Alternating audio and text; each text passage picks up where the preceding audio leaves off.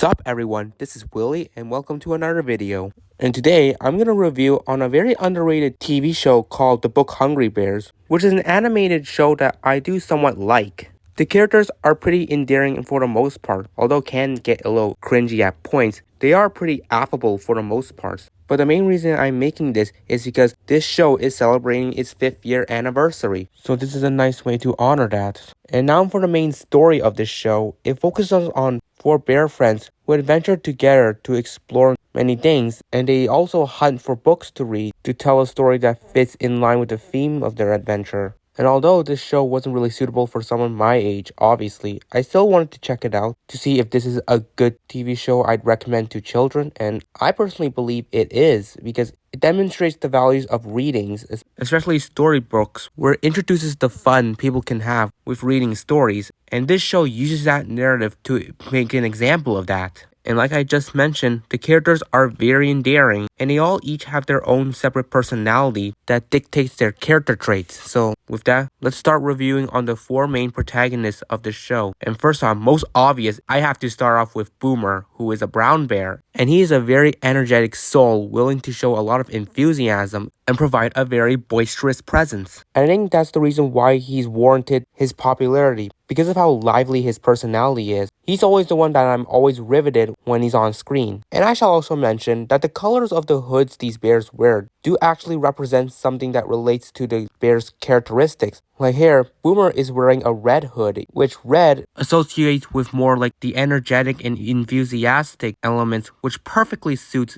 Boomer's character. And all that makes it why he is by far the best character from the show. Anyways, afterwards, we have Crystal, who is a polar bear, and I think she's decent enough, someone who's very affable and has a really laid-back personality, much of like a dichotomy to Boomer. And she does show a lot of considerations for her friends, which fits in with her elements, so that's why the color of blue that she wears perfectly fits with her calm and relaxing persona. Then nextly, we have Melody, who is a panda bear, and she's an alright character. She has like an optimistic and adventurous aura that makes her very cheerful when she goes on the adventures, and her orange clothing really symbolizes that. And lastly, we have Scout, who is a koala, and yeah, he does cause some minor controversy regarding his species in terms of if he truly fits in with the term of bears when he's only a koala, which sometimes people do usually refer the term koala bear.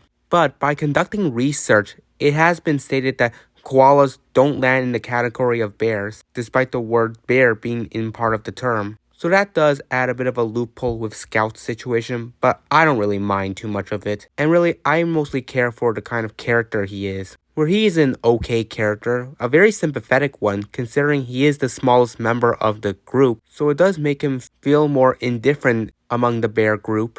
And his purple clothing fits in line with his more shy and enchanting persona, where he is very likable amongst the group, where his friends really respect him and always try to do anything to make him feel more comforted. And although Scout can get cringy at moments, he does come off as a character who is very palpable when you relate to him based on his persona. And with that, that's the 4 main protagonists of this show. A very good diversity of bear species, which I do love that feature. And with that, let's get to reviewing the episodes. So this show only has 1 season to review on, and I'll be going through each episode one by one and sharing the narrative of those respective episodes and providing my overall thoughts and opinions on them. So now let's begin.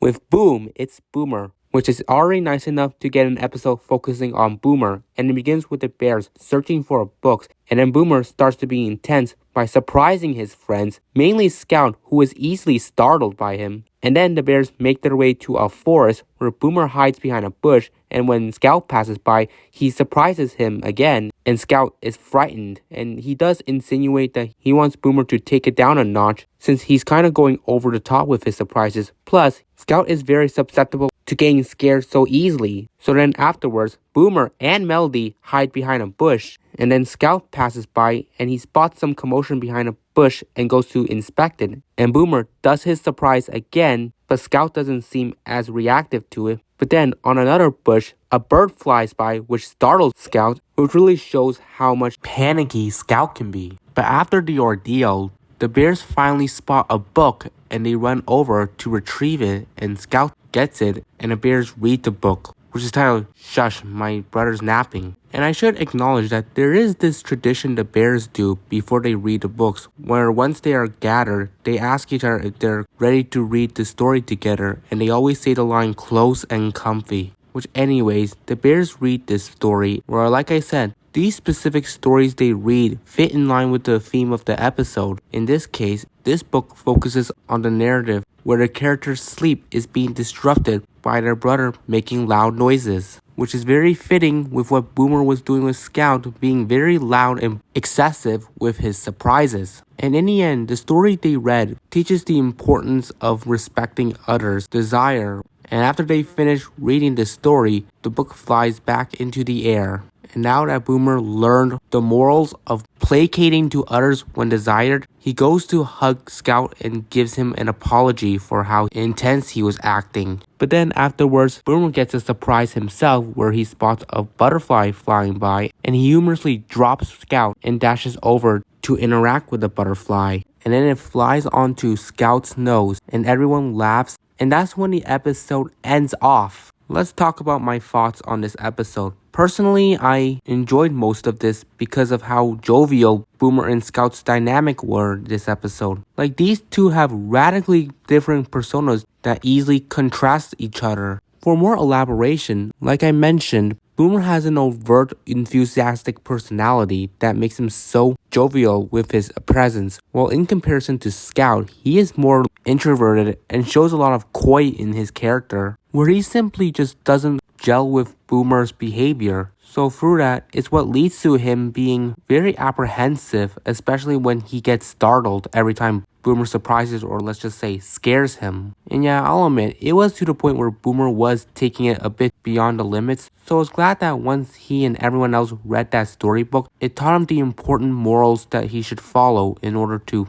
pacify Scout more firmly. And there's also one thing I might have to nitpick here, in the fact that sometimes in the episodes, the bears would usually sing a song with the lyrics of Looking for Books, which is a part of their theme song. And I will say, the theme song is not really the greatest, and it's something that I see why the show tends to get flack for. I hate to agree, but when it really comes down to it, the theme song is just something that's kind of the only misfortune that the show had. And I usually try to not talk too much about an intro unless I feel like there is some specialty with them. And yeah, the visual of the theme song is perfectly fine. A generic visual of introducing the characters and their motive. And with that, I personally think modifying the theme song a bit is definitely what could have improved this intro for the better. But anyways, back to the main topic. This was a good episode and a great way to start it off.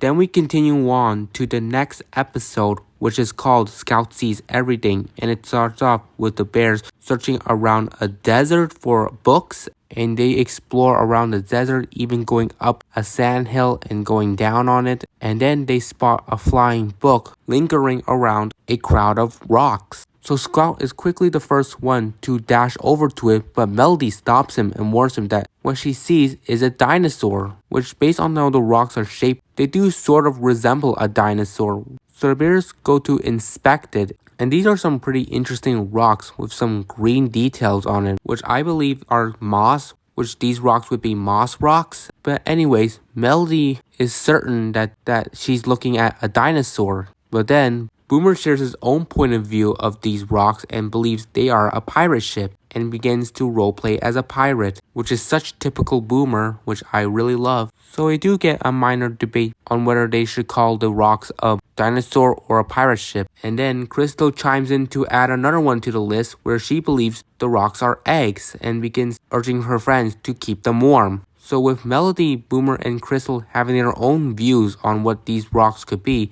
that leaves Scout left with what he views it as, and the others gravitate to him to try and make him side with their opinions, with Scout being very uncertain what his answer will be. And then he spots the book that was flying around earlier, and he gets it and everyone gathers around to read it, and the book is called Picture the Sky, which thematically focuses on the topic of what can be viewed in the sky, where truth be told, the view of the sky will always be different, whether it's the usual reflective blue, the gloomy night color that would obviously occur at dusk, and even storm clouds that would make the sky more cloudy. Like this book educates on the facts that there are always different kind of views you would see in the sky, which is exactly what the bears were doing with these rocks. So afterwards, the bears finish reading the book and Scout closes it off and releases the flying book back into the air. Then the bears spot some clouds that resemble animals in the sky, and that's when they all share with each other's imaginations, where now they begin to look at the moss rocks similarly with each other, where Melody begins to see the ship and eggs,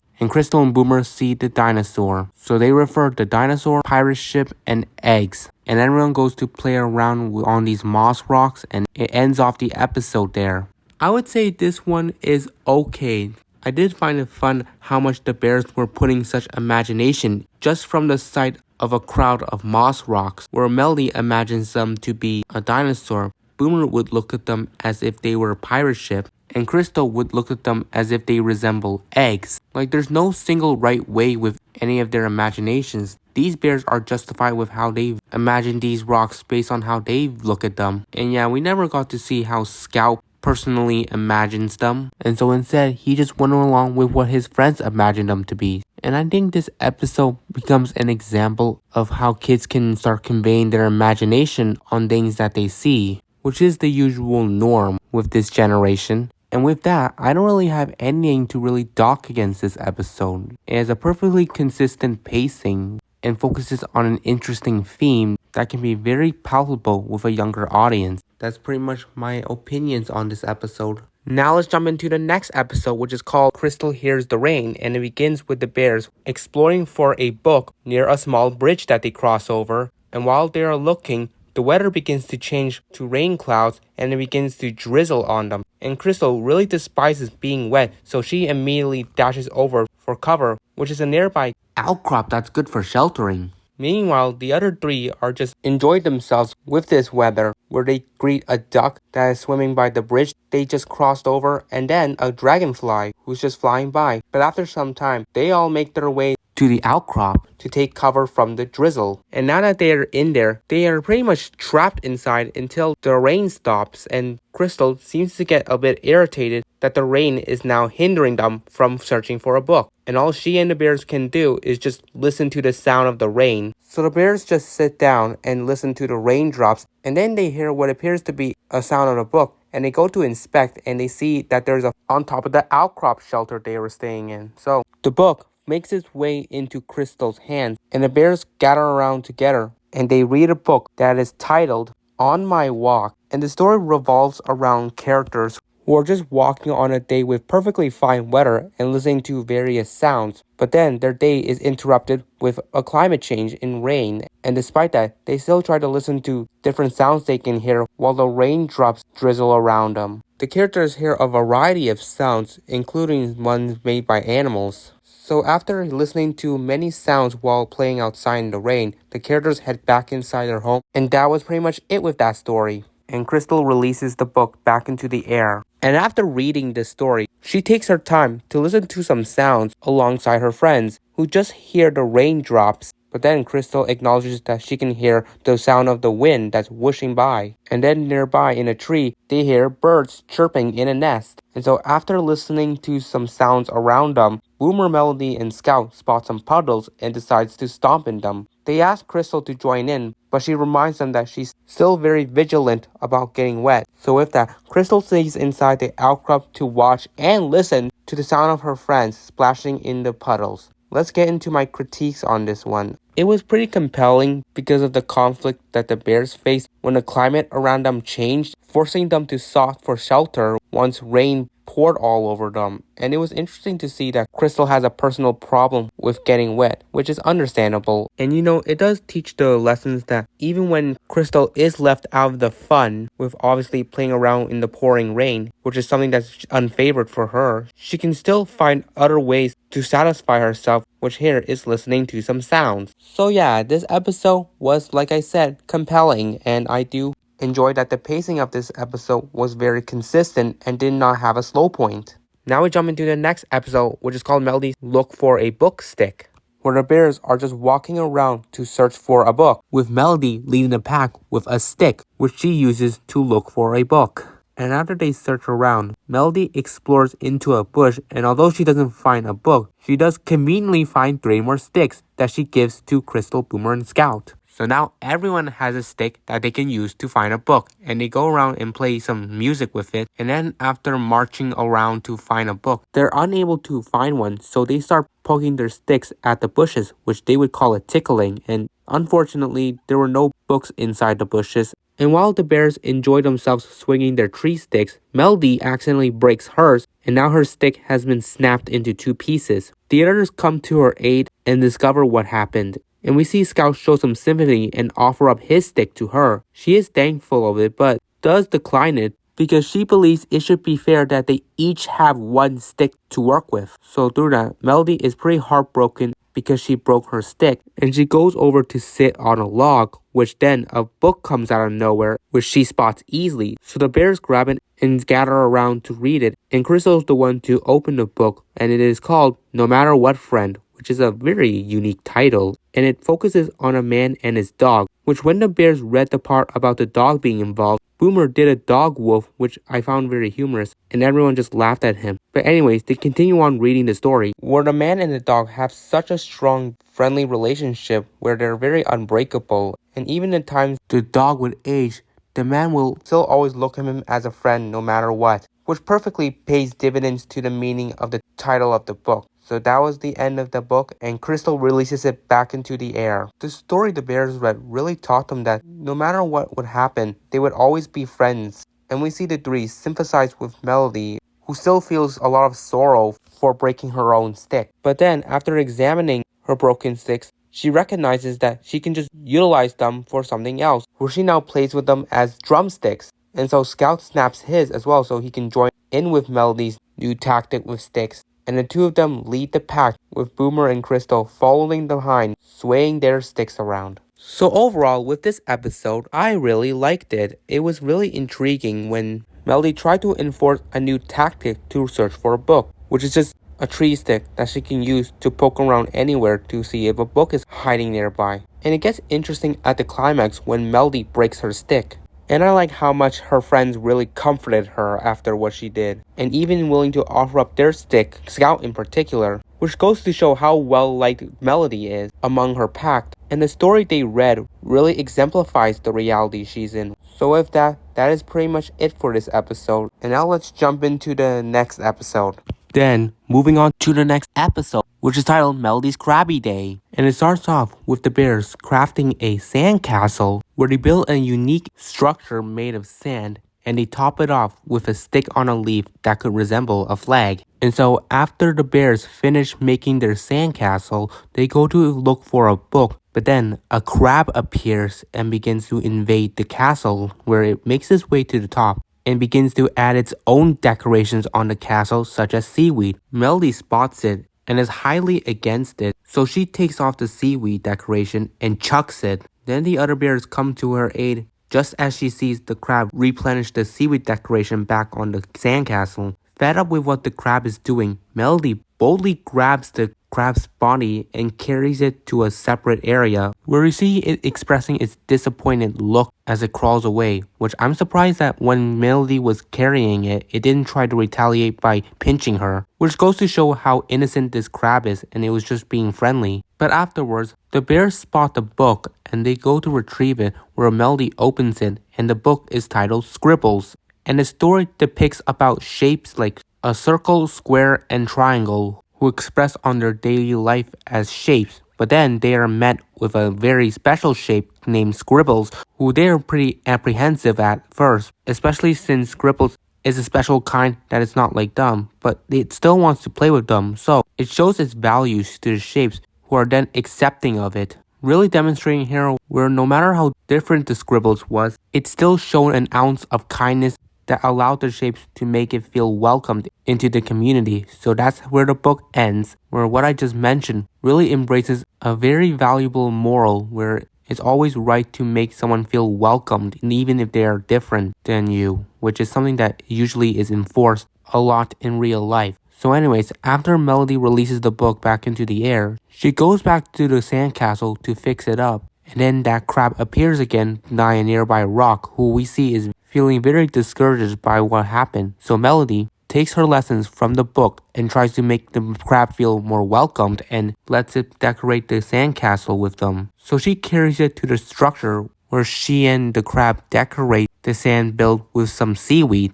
And then it goes to bring out some shells, and the bears all together help decorate the sandcastle with some shells. And the finished structure has a very nice aesthetic to it thanks to the crab's decorations. So I felt like this one was pretty good, and I do think the story the bears read taught a very important moral about welcoming someone, which we saw initially that Melody wasn't willing to with the crab. But after she learned the moral from the book, she realized that the innocent crab wasn't trying to wreck the castle and just wanted to join in on the fun by putting its own decorations on it to make it more prettier. Then we continue on with the next episode, which is called Melody Can Be Anything, where the bears are exploring for some books around a garden of plants. And as they are searching, Melody spots some creatures and decides to pretend to be them, trying to act how they function. This begins to inspire her to start pretending to be like her friends, starting off with Boomer, who she tries to be as energetic and hyper, but she lacks the sense of love that Boomer has, so it doesn't seem like she can be anything like him. Her next stop is with Scout, who is just sitting down peacefully watching a caterpillar move on a rock. She joins in on him, but starts to lose a bit of her patience, and so it contrasts to Scout's elements, meaning that Melody is also unable to act like Scout. So her final stop is with Crystal, whom is inspecting some flowers, and Melody joins in on her and points out some of the flowers, only for Crystal to correct her on the name of the flowers, such as dandelions or daisies, which drew that it means that Melody can't be as smart as Crystal, so she's unable to act like her. Melody is depressed that she can't act like any of her friends, so then afterwards the bears find a book and they gather around to read it, which Crystal opens, and the book is titled Fox and Squirrel, where the story depicts a dynamic between a fox and a squirrel, where they are good friends despite being radically different from each other in terms of species and function. And it exemplifies that when there's a page that shows them escaping from a bear, in which the squirrel hides in a tree while the fox hides in a barrel. But then afterwards, a rat comes by and judges them for the dynamic they have despite being radically different species. But even if they don't have the same function, they do have similarities with their likings and stuff, where then subsequent pages demonstrate that both a fox and a squirrel can always feel warm or cold depending on the weather, which shows that no matter the differences, there is something that these two can have in common, which is why I just mentioned here. And that was pretty much the end of that story, where interestingly there was no resolution with the rat, where it would have been interesting to see it learn that its judgments were wrong for the fox and squirrel. But oh well. So anyways, Crystal releases the book back into the air, and now the lesson of the story inspires Melody to share with her friends who she believes she can act like. The bears are surprisingly unsure of it, and Melody reveals that she can act like all of them because they all have fur and enjoy reading books. So she gets a group hug from her friends, and after they do so, Scout sees a bee and begins to act like one, where he mentions that he's being like Melody, who loves to pretend to be like other creatures. So with that, the bears laugh it out, and that's it. I will say it was fine. Just felt like a pretty standard moral of how if there were characters with differences, they would at least have something in common with each other, which Melody really picked up on that when she read the story about the fox and the squirrel, where despite being judged by the rat, the two friends did have something in common, which epitomizes the morale here. Next we continue on to Melody and the squirrel, where the bears are exploring once again for a book. And then suddenly, Melody causes the bears to collide with one another and they fall on the ground because Melody spotted a squirrel. And just coming from last episode, she now wants to pretend to be a squirrel, and so she acts like one, while the bears decide to help out the squirrel pick up all the acorns on the ground and put it into a pile. So they tidy up the acorn mess around the perimeters, and then after Boomer, Crystal, and Scout finish picking up the acorns, they all put it in one big pile, and afterwards, they watch Melody continue to act like a squirrel, where she walks like one and picks up its acorns. Then she goes into a bush where she snaps off a piece of it to use as a fuzzy tail. But then it becomes a problem when she gets too close to her pile, where her bush tail knocks over the entire stack of acorns, making another mess of it on the ground. So the bears go to tidy up the mess again, and then they spot a book above the trees, and it flies down towards them, where Boomer grabs it and he gets everyone to gather around so they could read the story, which is called Where's Bunny, where it focuses on a kid who lost his plush bunny when he was instructed to tidy up his toys. His sister helps him out with other household chores, and then by the end of it, the toy bunny is eventually found and the kid goes to sleep with it, and that was pretty much it for that story, which is definitely teaching the lesson about being organized, since it shows the values it has that can avoid situations where you lose stuff that you need. But anyways, Boomer closes off the story and he lets the book fly back into the air, and afterwards, Melody decides to display her organizing skills, where she crafts a ladder so that it could be used to help the squirrels get the acorns into their nest, which was very innovative and in a way really useful so that it could avoid the squirrels causing messes again. So that was a great way of Melody demonstrating the importance of organizing. So with this episode, I think it was pretty decent. I just felt like the moments where Melody was trying to pretend to be a squirrel was just very funny, and it was sort of continuing off the narrative from the previous episode that I just reviewed on, where Melody wanted to pretend to be something, so I guess that's in her nature. And yes, I will admit, she was being very sloppy when it came to her tidying up the acorns, as she was doing it in a very strange fashion, and it would lead to her accidentally knocking over the pile of acorns that were all tidied up into one pile. In my personal opinion, I do feel like the story that the bears read this episode was an okay one. But I'll say, it didn't really have much of an impact on me whatsoever, and felt like something that wasn't really as notable of a story when it comes to the grand scheme of things. So yeah.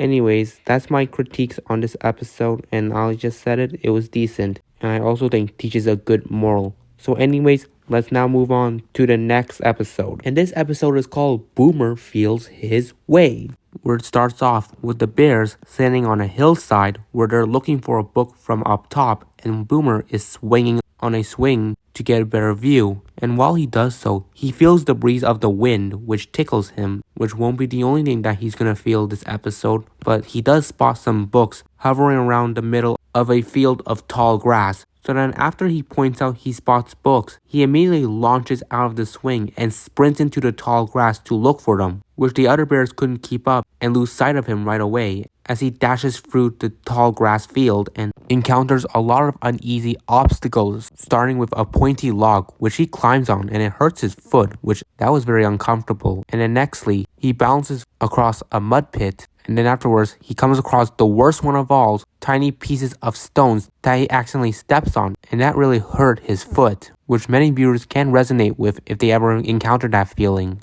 Anyways, Boomer makes his way to an area where he is completely lost and calls for his friends, who do hear him, and they search for him inside the field of tall grass, and Scout is the first one to find Boomer, and he does so in a surprising way, which startles Boomer before they hug it out, and that's when Melody and Crystal come by as well. And then afterwards, a book flies over into the bear's arms, and they gather around to read the story, which is titled How Do I Feel? And Melody opens the book, and it depicts animals that focuses on how they touch and feel things, which is sort of the main plot of the story, before it shifts its focus onto a hedgehog who gets the feeling of his fellow animal friends, but they unfortunately can't do the same thing to him because he's very prickly. However, he's able to adjust to the situation where he allows his friends to tickle his tummy, which has a very soft feeling to it, and that's where it ends off. And the bears release the book back into the air. And now the bears must find their way out of the tall grass field, and Boomer uses his memories on what he had felt on his way there in order to guide everyone back out. Where with the help of what he felt through the tiny stones, the bumpy moss, and the spiky log, it helped him retrace his steps, and he's able to guide everyone out of the field, and everyone is thankful of Boomer's ability to feel, and Melly dashes over to swing so she could get the feeling of how the wind tickles her, just like how it did with Boomer. So anyways, with this episode, I obviously had a lot of enjoyment from it, mainly stemming from the fact that it's another Boomer episode, but I found the moments where he was stumbling through the tall grass field very amusing, which isn't surprising considering that's his nature. And the story the bears read was pretty competent. Although it didn't really provide that much moral to it, it was still at least teaching something about the elements of feeling and touching things. and basically what the feeling's like. So that is pretty much it with my personal opinions on this episode. And now we continue on to the next one, which is titled The Melody Way, where the bears are looking for a book in a forest, and Melody walks in a unique way to look for one, in which she's walking backwards, which her friends are very judgmental of. And while she's walking backwards, she passes by a frog who is stationary on a rock. Which I should mention that in the world that the bears are in, everything is made out of paper craft except themselves. And through that element, it contributes to some very abnormal designs of creatures, particularly this frog. But anyways, Melody continues to walk her own ways to look for a book. And then we have Scout trying to assist her so he can help avoid her backing into a tree, which she is able to avoid, and claims that she always makes a quick glance from the side of her shoulders before she continues walking backwards. And as Melody is about to back into a tree log, the bears join in with her as they all together trick backwards onto the log. Which the bears doing it with Melody was their attempt to send a message to her that walking her way will lead to her ending up in a situation like this. But anyways, they do spot a book and they race over to retrieve it, where Scout opens up the book to read the pages of the story Nat the Cat Can Sleep Like That, where it revolves around a cat named Nat, and it depicts ways that he likes to sleep, whether it be where he sleeps and when he does. And during his sleeps, a kitten is having such fun around him, and after he continues to play around while Nat is asleep, he eventually wakes up and plays with the kitten, and the fun they have together is something that Nat does not like to sleep through. And with that, that's the story of Nat the cat, where Scout closes the book and lets it go back into the air. And with the moral of the story, it educated the bears to recognize the similarities with Melody's case and Nat's, where we see that Nat had his own ways to do things, but he still was willing to play, while we see here that Melody had her own ways of walking, but she was still willing to find a book. So through that, the bears decide to now mimic what Melody was doing earlier by walking backwards, which they all do so except Melody herself, where she changes course and now pretends to be a cat, just like Nat the cat, and that pretty much ends it off.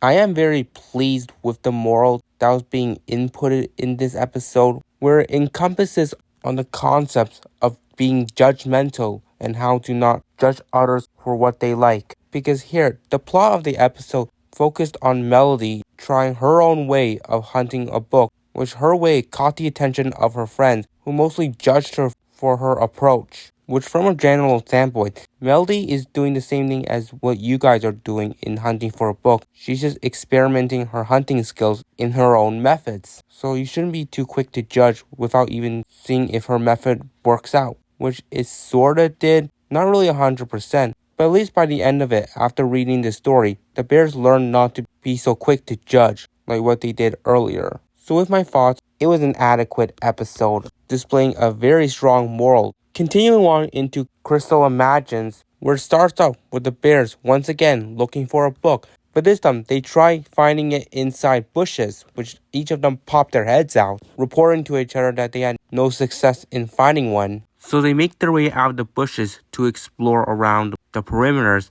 and then a butterfly happens to land on Boomer's nose, causing him to sneeze, which the bears laugh at. And it inspires Melody an idea where she starts to pretend to be a flying creature, which the bears try to guess what she is, and after a few guesses, she confirms that she's pretending to be a bird. And then this gives Boomer an idea to pretend to be something, and he tries to give his friends to guess what animal he's pretending to be, and they instantly pick up that he's pretending to be a monkey. And then it's Scout's turn, where he is crawling on the ground with a leaf on his back which resembles something, and the bears quickly pick up that he is pretending to be a turtle. And then finally it's Crystal's turn, which she's very unsure of, and then the bears spot a book. So Crystal grabs it and opens it up, and the story is titled Wild One. Where this one in particular is a very interesting story, where it depicts a girl who imagines she's a specific animal when she does particular things, whether when she's hanging upside down on a monkey bar, she imagines herself as a bat.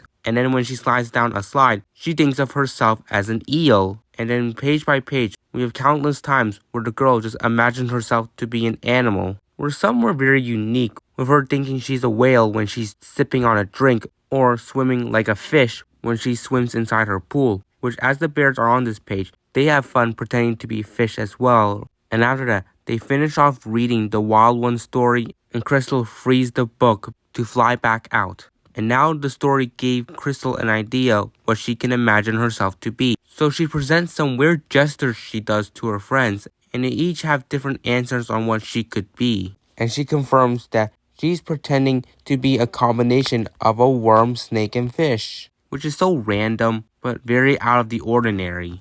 And so she takes another turn pretending to be something else and having her friends guess what she could be. So I think this episode was alright, but I do think the story that was read in this episode really props it up more because it felt very unique in particular, where the theme concentrates on the elements of establishing your imaginations, where you can imagine yourself what you could be when you do particular stuff. And the bears here utilize that notion and experimented conjunction with a guessing game. So my overall thought on this episode is pretty much that. And I don't really got anything else to take away from this episode. So it's pretty much another one that I'm okay with, but also not one that I would care into as much in comparison to other episodes that are just better in their own qualities. And then the next one is called Crystal and the Cock-A-Doodle Don't, where the episode begins with the bears searching for a book and they hunt for it at a farm, which this is the first time that they're visiting a farm location, where as they're exploring around it, they don't find a book initially, but they do encounter a rooster, with Crystal's the one to point out its species. And she acknowledges that roosters always has these routines where they crow. And when the bears are anticipating for it to crow, it just doesn't do it, and instead just scratches itself with its leg and then proceeds to do other stuff that are completely superfluous to what its main functionality is, where this rooster happens to slurp on a drink in a bucket and then it proceeds to peck on a corn cob, which all of this is just confusing the bears. So they pretty much throw in the towel trying to wait for the rooster to crow. And so afterwards, they find a book and they go to read it, and it's called It's Time for Bed, where this story revolves around a girl where she's instructed that it is her bedtime, but she ain't ready for it yet and does other activities with animals before she even heads to bed, which was pretty interesting to see her interact in activities with some wild creatures like a caribou or a polar bear. But anyways, after participating in many activities with these creatures, she finally goes to bed while all the creatures she played with watches her go to sleep, which concludes that story. Which this one really manufactures the idea that anyone is willing to dedicate to their roles, but they just weren't prepared yet, which is in line with the rooster situation, where the bears finally recognize that he is equipped to crow, but he was just not ready to do so. So they head back to accompany him, where he finishes pecking on the corn cob and makes his way onto a barrel. And once the sun begins to rise, he finally does his morning crow routine, fulfilling the bear's anticipation. And finally, Boomer tries to request the rooster to say boom as he crows, but he is simply unable to do so, which everyone laughs at. But anyways, with this episode, I don't mind it at all, and really, the plot had a pretty interesting tone to it, where the bears encountered a rooster, where based on what they're known for, the bears anticipated that he would crow, as that's the usual norm with roosters, but he just didn't, and instead would participate in other activities that would just completely confuse the bears. And I just found all of this very amusing, especially when they tried continuing to request him to crow. But as soon as they read the story, which I was invested into, it made them understand that the rooster was still following his agenda, but was just unprepared for it at that moment. And it makes a lot of sense considering the sun didn't even rise completely. And I'm glad at the end he did do the rooster crow as the sun rised in the background, which if the episode didn't include that part, it would have been very unsatisfying thematically. So now let's continue on with the next episode, which is known as Melody and the Magic Hole. And the episode starts off with the bears traversing through the forest hunting for a book, which as they are looking, Melody spots something, which as she pauses, the bears behind her collide into her, causing them to fall down like dominoes. But anyways, the thing that Melody spotted on the ground was a colorful feather, which she shows to her friends, and then she sees another one and races over to retrieve it, which she really admires the multicolored on the feather and dances around with it until she's too distracted by her dance that she trips over something, which turns out to be a hole. So she inspects it, and then she accidentally drops her feathers into the hole, but suddenly they are then ejected out of the hole and back onto the surface, which amazes Melody and convinces her that the hole is magical at face value. And then her friends join in, where they start dropping things inside the hole, like tree sticks or acorns, which once they are deposited into the hole, they are immediately discharged out of it. And then when Boomer drops in 3 pine cones into it, 2 of them are thrown out, which does confuse the bears, considering Boomer put in 1 more, and there is explanation to it once the 3rd pine cone is slowly pushed out of the hole, and at the same time also exposes the main culprit causing all of it, which turns out to be a rabbit, who is not really happy that the bears were dropping stuff inside his rabbit hole, which is like his burrow. And so the bears are pretty disappointed with what they just did, and then Melody tosses a pine cone at a nearby tree, which startles many books to fly out of it, but one stays behind, which happens to make its way onto the bear's arms. So they grab it and read it, and the book is called I Am an Artist, which was very appeasing to me as someone who is pursuing on that field. But anyways, the bears read the story, and it focuses on a girl who makes a work of art with anything, utilizing the materials she has based on the setting, whether she's at a beach or in a rain, even with clouds. Like, she exhibits her creativity through her art style of utilizing her mediums that are based on their designated settings, which I found this kind of style pretty fascinating, and the bears do see through that too. And the artworks the girl makes are pretty unique and very presentable. So with that, that was the story of I'm an Artist, where the bears finish off the book and let it fly back into the air. And Melody gets an idea inspired by what she just read in the story, where like the artist, she utilizes the materials in the setting she's in, and with the help of her friends, she creates an art piece of a rabbit, just using items like leaves, pine cones, and the colorful feathers. And once the piece was done, she calls over the rabbit to come out of his burrow to check out the art piece, and once he heads out, his expression changes to happiness as he admires the art piece that replicates him, feeling like a nice way to make it up to him after the brief ordeal earlier. So I think this was overall a good enough episode, but I feel like this episode lacked a bit of a moral or any sort of weight that set up the theme of this episode. Where in the previous episodes, there would always be some sort of setup for the bears to learn a moral after reading a story, and then devoting to that.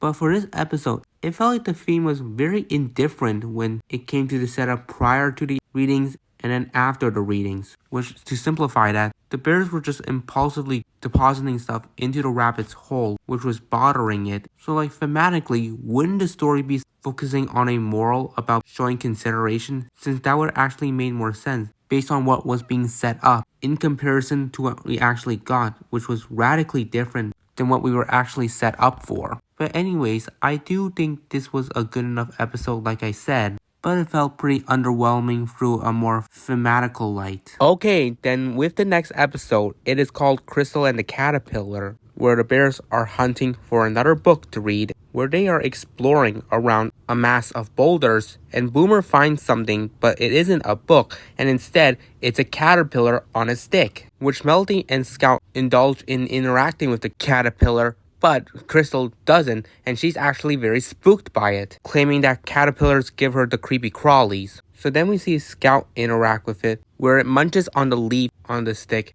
and then it begins to crawl towards Scout, which petrifies Crystal even more. And then the bug makes its way into Scout's clothing, which he is tickled by. And then Melody takes her turn interacting with the caterpillar, which, knowing her nature, she's very content on mimicking things she sees, in which when she sees the caterpillar wiggle on the stick, she begins to wiggle herself, followed by Boomer, Scout, and even Crystal. So then afterwards, Melody tries to hand over the caterpillar to Crystal, and she's still pretty frightened by it. So to brush it off, she tries to change the topic to hunting for a book again, which happens to be on a boulder. And so the bears go to retrieve one, and they assemble around to read the story, which is called Muddle and Mo's Rainy Day. which the plot focuses on a duck named Muddle accompanied by his goat friend Mo, where they're suddenly hit with some rain and Muddle is enjoying the raindrops, but Mo is not a fond of rain. So Muddle tries to convince him about the fun that rain can have. So Mo bravely participates in the rain activity with Muddle,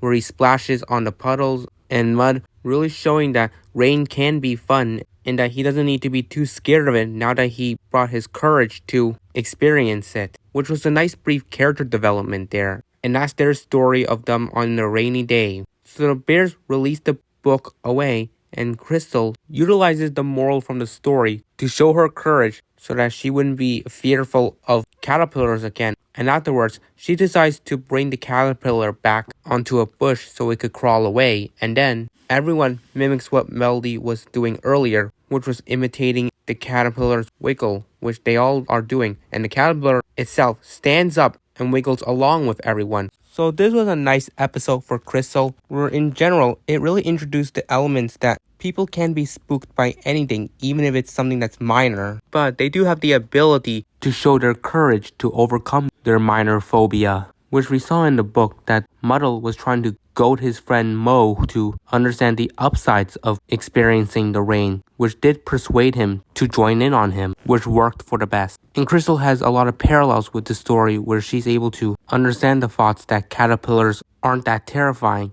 which allowed her to be more interactive with it than how she was beforehand. So I think this story really cultivated a good moral. Continuing on to Boomer's Parade, where the episode starts off with the bears hunting for a book in the forest, and Boomer takes the lead, marching in front of everyone, which the bears point out how much he is really leading the pack, which because of that labeling, Boomer takes it to an extent where he picks up some twigs on the ground and begins leading his friends like it's a parade. And they march around the forest, where because of his antics, he starts to go a little faster, which does start the series of errors with his parade, because the faster the pace they went, the more that Scout couldn't keep up because he isn't that quick, which does fall back a bit. But Boomer is able to get everyone to be stationary so he could allow Scout to catch up with them. Because of this, the bears request him to go a little slower, and he does accept, so then he continues on the parade, where this time he begins to bounce around, and then they come across a narrow path where there are puddles on the ground,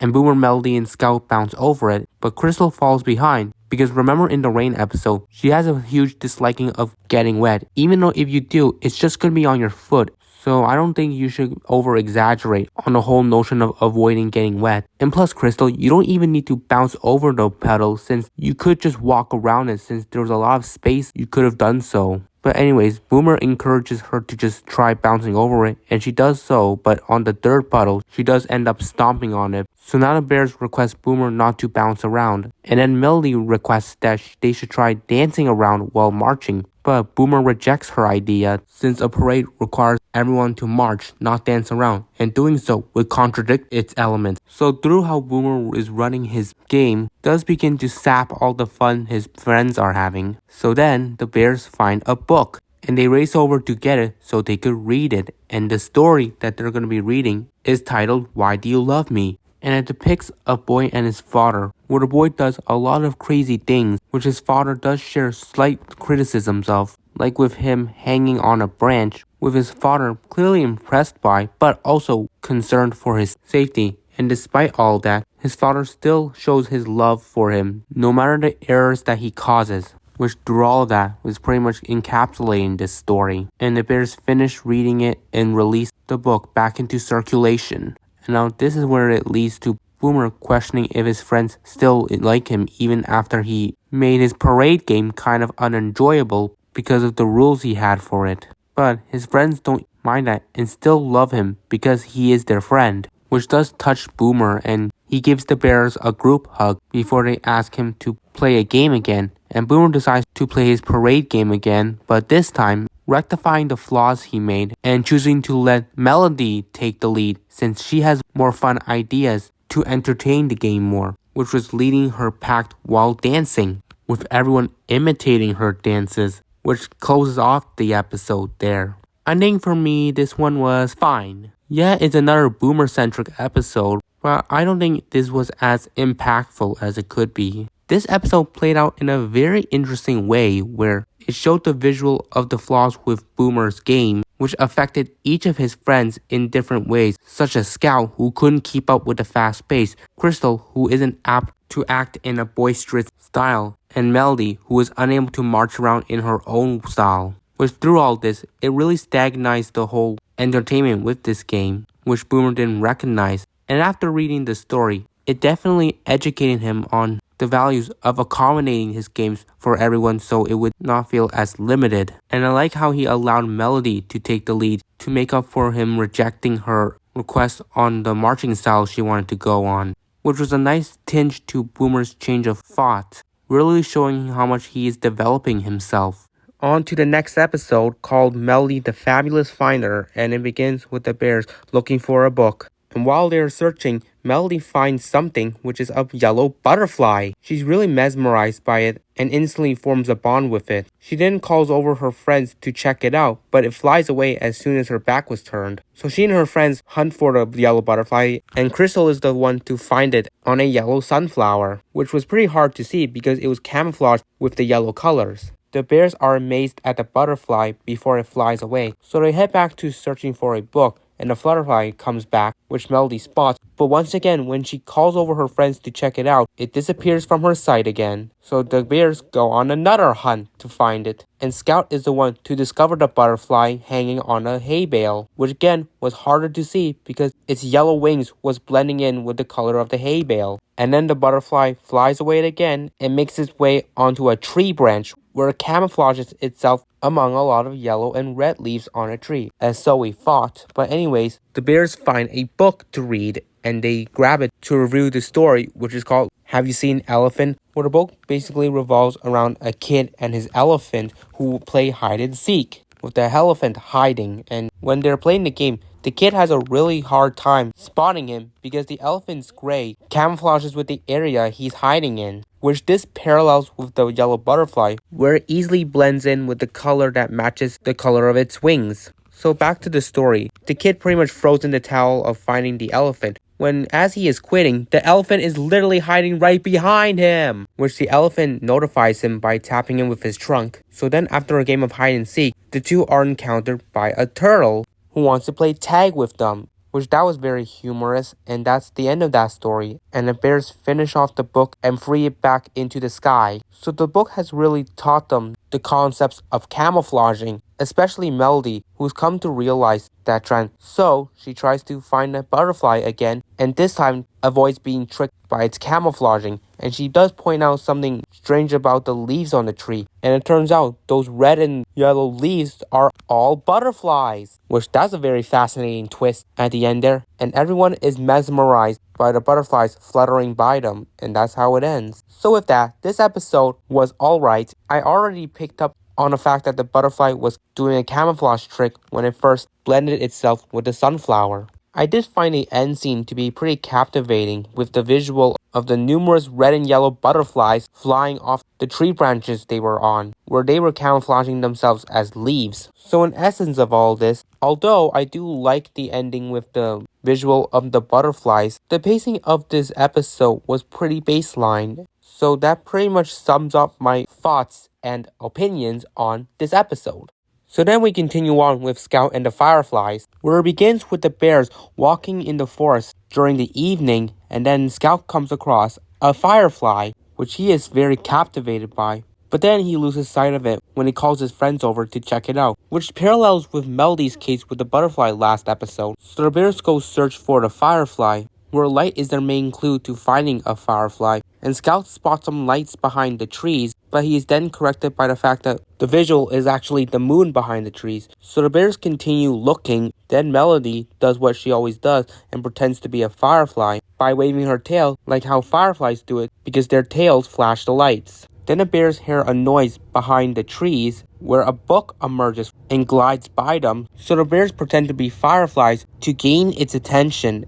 And it works as the book flies back into their direction, and Boomer's the one to retrieve it. So the bears gather around to read the book, and the story is called Daniel's Dinosaurs, where it depicts a boy, obviously named Daniel, who fondly illustrates dinosaurs to the extent that he has such personal attachment with them to where he imagines their existence anywhere he goes, such as his school, his home, and even a ticket counter, which all stem from his creative imagination. But anyways, near the end of the story, Daniel seems to be touring around an aquarium, where he first glances at octopuses and stingrays, and then he looks into the next tank, which is full of sharks. And the narrative of the story stated how Daniel was very attached to the view of the sharks for a long time, and that's where his imagination changed from dinosaurs to sharks, which is the conclusion of this story. So Boomer releases the book, flying back into the direction that it was headed before the bears interrupted it. And Scout still remains fixated on finding a firefly, but he only searches for a bit with no success, and he pretty much throws in the towel. And he makes his takeaway on the story on the part where Daniel started liking sharks too, besides only dinosaurs, so Scout decides to try and mirror what Daniel did. And so he lays on the ground, and the bears join in on him, where they pretty much sky gaze at the night sky, and then their eyes are mesmerized by the stars, where even a shooting star passes by that amazed all of them. And then suddenly, Scout sees some lights that are hovering around him, which he realizes are a bunch of fireflies. So everyone gets up to check them out, with Scout in glee again, saying it's his best night ever. So that's that. It's an okay episode, but it felt like it kind of mirrored the plot of the previous episode, where this time it occurred at night, and it was Scout taking over Melody's spot. And this time it wasn't a hunt for butterflies, but instead fireflies, which is definitely more appropriate at the time setting. And I'll be honest, I prefer the previous one more because it at least introduced a concept, while this episode really just didn't. And while the story does share the element of liking something outside of your usual norm, it didn't really feel as interesting to me. So that pretty much sums up everything I gotta say for this episode. Next up is the episode called Boomer's Toad Friend, and here we go. We begin with the bears hunting for a book, as usual, and while they're walking, they encounter a variety of forest animals, which they're there to be mostly a background in this episode. But anyways, the bears do hear a sound, which they recognize as a toad sound, which Boomer in particular is the one that's the most excited to see one. So they immediately go hunting for this toad, and they find her on a rock. And without hesitation, Boomer immediately races over to grab it, but the toad immediately jumps away before Boomer can even get to her, and she lands on a log that is positioned like a seesaw with her on the lower end. So Boomer tries again to grab her, but his boisterous energy doesn't gel with her at all, and he jumps on the higher end of the seesaw log, launching the toad onto a tree branch. Which, knowing Boomer's character, his very over-the-top energy isn't very viable with his chances with interacting with the toad. So Melody concepts the idea, which is fitting in line with her nature, in that she wants them to pretend to be a toad. So the bears do so, and while Melody, Scout, and Crystal act in a more soft manner, Boomer, on the other hand, is more aggressive, and that causes the toad to fall off the branch and land inside the tall grass. So the bears hunt for it again, and they seem to have lost sight of it. And then their hunt is interrupted when a book arrives, so they go grab it and read the story, and it is called A Perfect Day, where it depicts a story of animals enjoying their perfect day, where a cat relaxes on some flowers, a dog is relaxing in a pool, a chickadee is eating some bird feed, while a squirrel feasts on a corn cob. But then their perfect day is disrupted by a bear who comes along and ruins it for all of them, where it eats the squirrel's corn cob, swallows the bird's seeds, gulps up all the water from the pool the dog was swimming in, and shimmies on the flower like it's a bed, effectively ruining it for the cat, which was definitely a perfect day for the bear, but not for everyone else in its habitat. Which this was a very interesting way to end the book, where it's not really a happy ending for anyone else but the bear, which even the book hungry bears are not even satisfied with the ending, expressing their concern for the animals who had their days ruined because of the bear in the story. So the bears release the book away, and they go hunting for the toad again, and I feel like the ending of the story really built itself as an example to demonstrate what Boomer might have been causing from the toad, and Boomer recognized the parallels that is potentially occurring and doesn't want to continue it. So he changes up his act and preaches for everyone to stay calm and quiet so that they don't startle the toad when it appears again. So they make their way to a quiet area in the forest, and they sit down and wait And then, what do you know, the toad appears, with Melody pointing it out. So Boomer gets up and quietly walks over to her, where he apologizes for his antics earlier and calmly introduces himself, which was good enough to placate her, and she accepts Boomer as her friend and hops onto his arms, which makes him feel a lot of glee as he finally befriended a toad, which is something he always wanted. His friends cheer, but Boomer is the one to remind them to tone down their volume since it would startle the toad. So afterwards, Boomer puts the toad back onto the ground where it pops and everyone else imitates it, which was a fun way to end off the episode. I am for here to say that I was very sophisticated with this episode because it's another one that focused on Boomer, and I liked how much development he had in this one, particularly the change of character he would demonstrate at the end here. And I just love the scene where Boomer was dashing over to the toad just for it to hop away before he could grab her, which his expression changes from excitement to disappointment, which really goes to show how fixated he was on befriending the toad. Boomer is really good with making friends, but it feels like some of his antics doesn't really click with some, and it certainly didn't with the toad, because it would be startled by his loud and intense behavior, which does kind of sting for Boomer, especially since that's his whole nature of his character. But after reading this story, it definitely taught him that sometimes his tact may not work with the habitat that he's in, and would potentially ruin it if he doesn't change his ways. So it's great that Boomer showed his understandings to improve himself with this change. And I was glad that he was able to enforce this so that it would be able to appease the toad. And like I said, this was a very interesting story that they read, because it did not necessarily have the greatest ending at all, where the resolution felt very unfortunate, where it basically had no follow-up with the aftermath of the bear disturbing the habitat. I know some stories may not have a happy ending, and I felt like this one was giving Boomer an offering to alternate his choices so he doesn't parallel his situation with the book, which really helped Boomer find his grounding so he would be able to reflect on his change of character.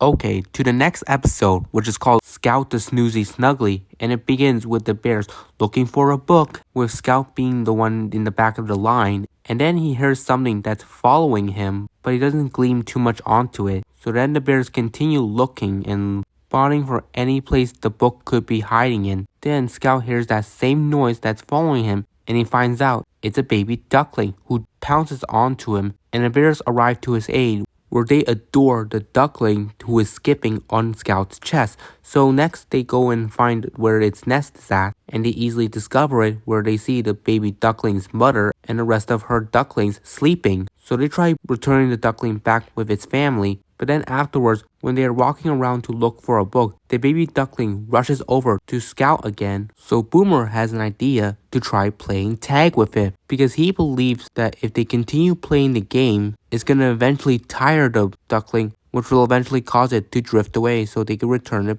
back with his family for nap time. So they play the tag game with this duckling, where some of the bears are it, but it eventually tags the baby duck who is trying to tag them, and it finally starts tagging some objects, believing that now he's no longer taking the reins, but the bears corrected in the fact that objects don't move like them, which the duckling doesn't seem as tired at all. And finally, Scout, Melody, and Crystal are pretty exhausted with the game, while Boomer is just still racing around, because Boomer's energy never drains. But his tag idea doesn't seem to pay off, so the next idea they had was just for all of them to lie down. But that doesn't work either, so then the bears spot some books, and the duckling helps out by grabbing one of them for the bears to read, and they read the story, which is called Sweet Dreams, Poot Poot Fish, where the story depicts a fish named Poot Poot who is preparing himself to go to sleep, and he does his usual bedtime routine before he can tuck himself inside his seaweed bed and then crash out for the night. Which, I'll be honest, although this is another book that teaches a moral, I feel like it did so in a very generic and basic way that didn't make it feel as interesting. But anyways, the bears finish reading the book, and the duckling seemingly has fallen asleep. And with Scout holding it in the palm of his hand, he slowly and quietly tries to get up with the help of Crystal and Melody, but as soon as he is standing, the duckling unfortunately wakes up. So Scout uses his understandings from the story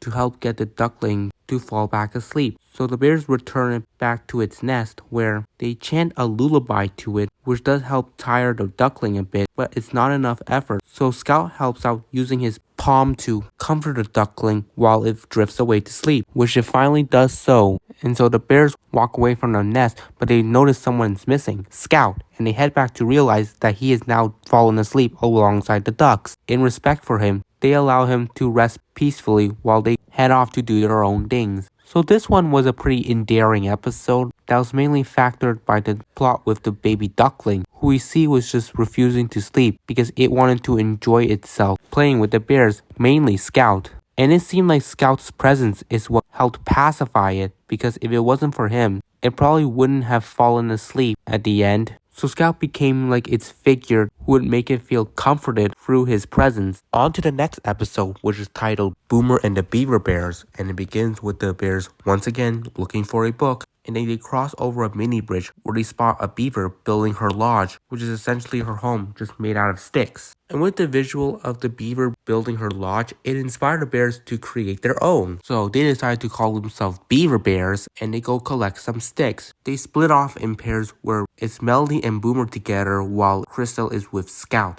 And they go collect some sticks so they could build a lodge, which they would say building it way high into the sky like it's a castle. Boomer and Melody find some long sticks and put it in the pile. And then they go to check up with the status with the beaver, where they see that she's struggling to finish up her lodge because she's taking her sweet time, which is reasonable when it's a slow process considering she's doing it solo. Boomer shows a lot of empathy for her, and there is considerations of the bears giving their stick collection to the beaver, but that thought was shut down. Suddenly, Boomer and Melody are called over by Crystal. So they rush over to her aid, where she informs them that Scout got stuck inside a log with his legs peeking out. So the bears grab onto his legs and they are able to pull him out of the log, which in doing so also pulled out the book that was in Scout's hand. So now they go to read the book, and it is called The World of Kindness, which is basically a book that focuses on the elements of demonstrating your kindness for others, which while going through each page, the bears reflect on their demonstration of kindness, whether it stems from the moment when they helped Scout out of the log, and Boomer expressing his empathy for the beaver. So they finish off the story and let it fly away, and it helped Boomer float an idea that they shouldn't make a lodge just for themselves, and instead assist the beaver with her lodge and give her their stick collection, which was a very kind thing Boomer did here. And so the bears help out the beaver by giving her their sticks, which makes her building process more faster, and that sums up the episode right there. I particularly love Boomer and how he really evaluated himself this episode, where he really expressed his empathetic side for the beaver when she was struggling to get any sort of progress done with her lodge building. And coming from Boomer, it definitely goes to show when others don't share the same nature of character like him, in a vein where they are fast and energetic, he really expresses his kindness for them and aids them when they need it. So I felt like that was good self-reflection with Boomer, and how firm he was with showing respect. Aside from that, I found this episode pretty sophisticated because I had some fun with certain moments, particularly the one where the bears were pretending to be a beaver, which was obviously led by Melody, and then of course, when Scout got stuck inside a log, where despite his smaller height, he's still susceptible to getting stuck. And it was just funny to see the bears laugh about it when they were able to unstuck him. So yeah, that's pretty much it. I enjoyed that it's another Boomer-centric episode. So let's continue on to the next one. And it is called Scout and the Loggielooboo, which that's such an arbitrary name. But anyways, the episode begins with the bears looking for another book to read, and then Scout comes across a log and scopes around it. And then behind his back, some squirrels head into the log and begin to shake it with Scout on it, which really terrified him. And he quickly darts out of the scene and reunite with his friends, where he explains what just occurred. And although the bears think it's improbable for the log to move on its own, Melody suggests that it's the case of the Loggielooboo, where she describes as creatures who reside inside a log who make really strange sounds, have lots of eyes, and many tails. This description of them really frightens Scout, while Boomer seems very stoked to see one, which oh the irony. So the bears go look for the log, and they find it, which we know that the squirrels are no longer inside, so it's now completely stationary, and Boomer inspects it, and he doesn't see anything inside that would make the log move. So he finishes off his investigation and suggests the bears continue looking for the book, because they seemingly spotted one. So as they're leaving, the squirrels return back into the log and they move it again. And we get what I call one of the most funniest visuals ever in this series, where we have the log aggressively rolling towards Scout, where he's completely terrified and screams as he dashes away. And he catches up with his friends where he explains what he had just witnessed. But they do put that thought aside because they find a book. So they sit around to read it, and it is called Whose Big Teeth Are These?, which the visual of the book itself doesn't really help with Scout's case, as he's already terrified by the logs, and this is just adding more insult to the wound. And the story is pretty much narrating on a ambiguous creature who have very horrifying descriptions of it, whether it be through its haunted eyes, its sharp teeth, and even its paws. But by the end of the story, it is revealed that the descriptions of this creature belongs to a wolf. So that ends off that story, and Scout starts to feel less frightened now that he knows that what he assumes may not be as terrifying as he thought. So after the bears let the book fly out into the sky, that same log rolls towards them, which now the bears do believe. And humorously, Boomer is the one that feels the most frightened by it, despite the fact that he's been very psyched to see the moving log. And when Scout gets closer to inspect, squirrel tails pop out of the hole, which I'm surprised none of the bears recognize at first, and we have another humorous visual of Boomer being so frightened by the tails that he latches onto Crystal's shoulder for support. Then out comes the squirrels, which debunks any theories of a Loggielooboo, considering it was just mainly the squirrels that were moving inside the log. So Boomer is not as frightened anymore and claimed that he knew, which not, and then the squirrels climb onto his head before they roam around the bears, which ends off the episode there. So let's get into it. This episode was pretty fun because of many visuals that were just amusing, starting off with a scene where the log rolls and bounces towards Scout, and it was just so hilarious by how he reacted to it in such melodrama, where he just screamed in fear and ran off.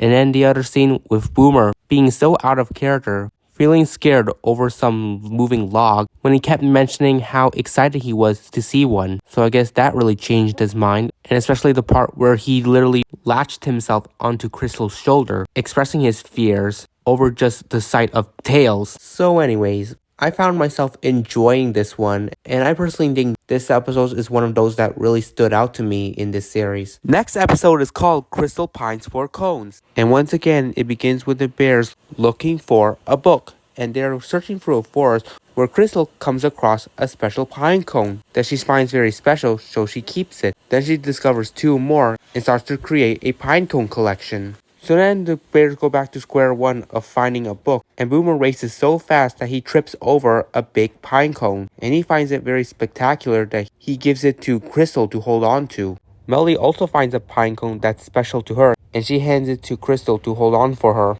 And then the bears find a bunch of pine cones scattered around the ground, so they go to collect them all, and Crystal's hands are completely full of them, so she requests the others to carry their own pile of pine cones. So everyone pretty much has their hands full of pine cones, and then they spot a book that flies away, and they chase after it. And after a brief pursuit for the book, Crystal catches up with it, but because she was in the front of the line, she stops before the other bears behind her could even slow down, and they all collide into one another, which now causes them to scatter all the pine cones on the ground. They do plan to tidy them up, but before so, the book appears from inside the pile of pine cones, and they go to read it. And the story is called Laundry Day, where it revolves around some badgers named Tick and Tack, who love being playful with their chores, and in this story, particularly with their laundry, where their mother requests them to assist her in hanging up the laundry on the clothesline. And while she leaves them on their own, they do so, but their chores inspire them an idea to get a little creative. So they bring out stuff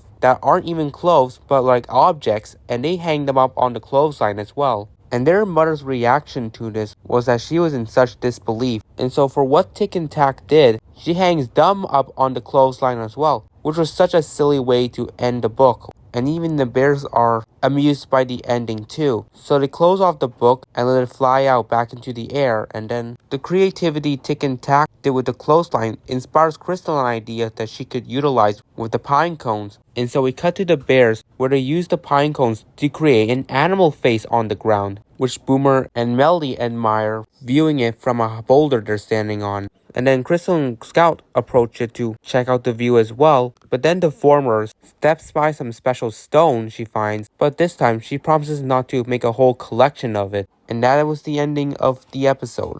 I was thrilled throughout the plot of this one because how much Crystal focused on the specialty of pine cones. And there was some humorous scenes such as the part where Boomer literally tripped over a pine cone. And then what do you know, the bears crashing into each other with a bunch of pine cones in their arms, causing it to be all littered around the ground. And although there wasn't really a moral with the story they read, at least it did teach some kind of concept involving creativity with making use of ordinary things and items. I really liked what Crystal and the Badgers did with utilizing the stuff they have to create something more embellished, which they both really thrived on. Nextly, we have Melody's missing crown. And it begins with the bears looking to find a book to read. And then we have Melody sitting on a rock like it's a throne where she has created a crown made of flowers. And she puts it on her head and starts pretending to be a fairy, using a twig to pretend like it's a wand. And starts acting in this fairy persona. And then they encounter a bluebird who likes Melody's crown, but she's very dismissive towards it and only states that if it was a fairy like her, it would earn the right to wear a crown. And then we see it collect a tiny stick and fly away with it. And so the bears continue on searching for a book while Melody continues to thrive on her act as a fairy because of her flower crown. But then, at one moment, she springs up and, unbeknownst to her, her crown flies off her head and lands onto a branch. And she wouldn't make that discovery until Scout would ask her to have a turn with wearing the crown. Which then, that's when she found out that her crown went missing. And I'm wondering, how did Scout not even notice it as well when he's literally eye to eye with Melody? But anyways, Melody's crown is now missing.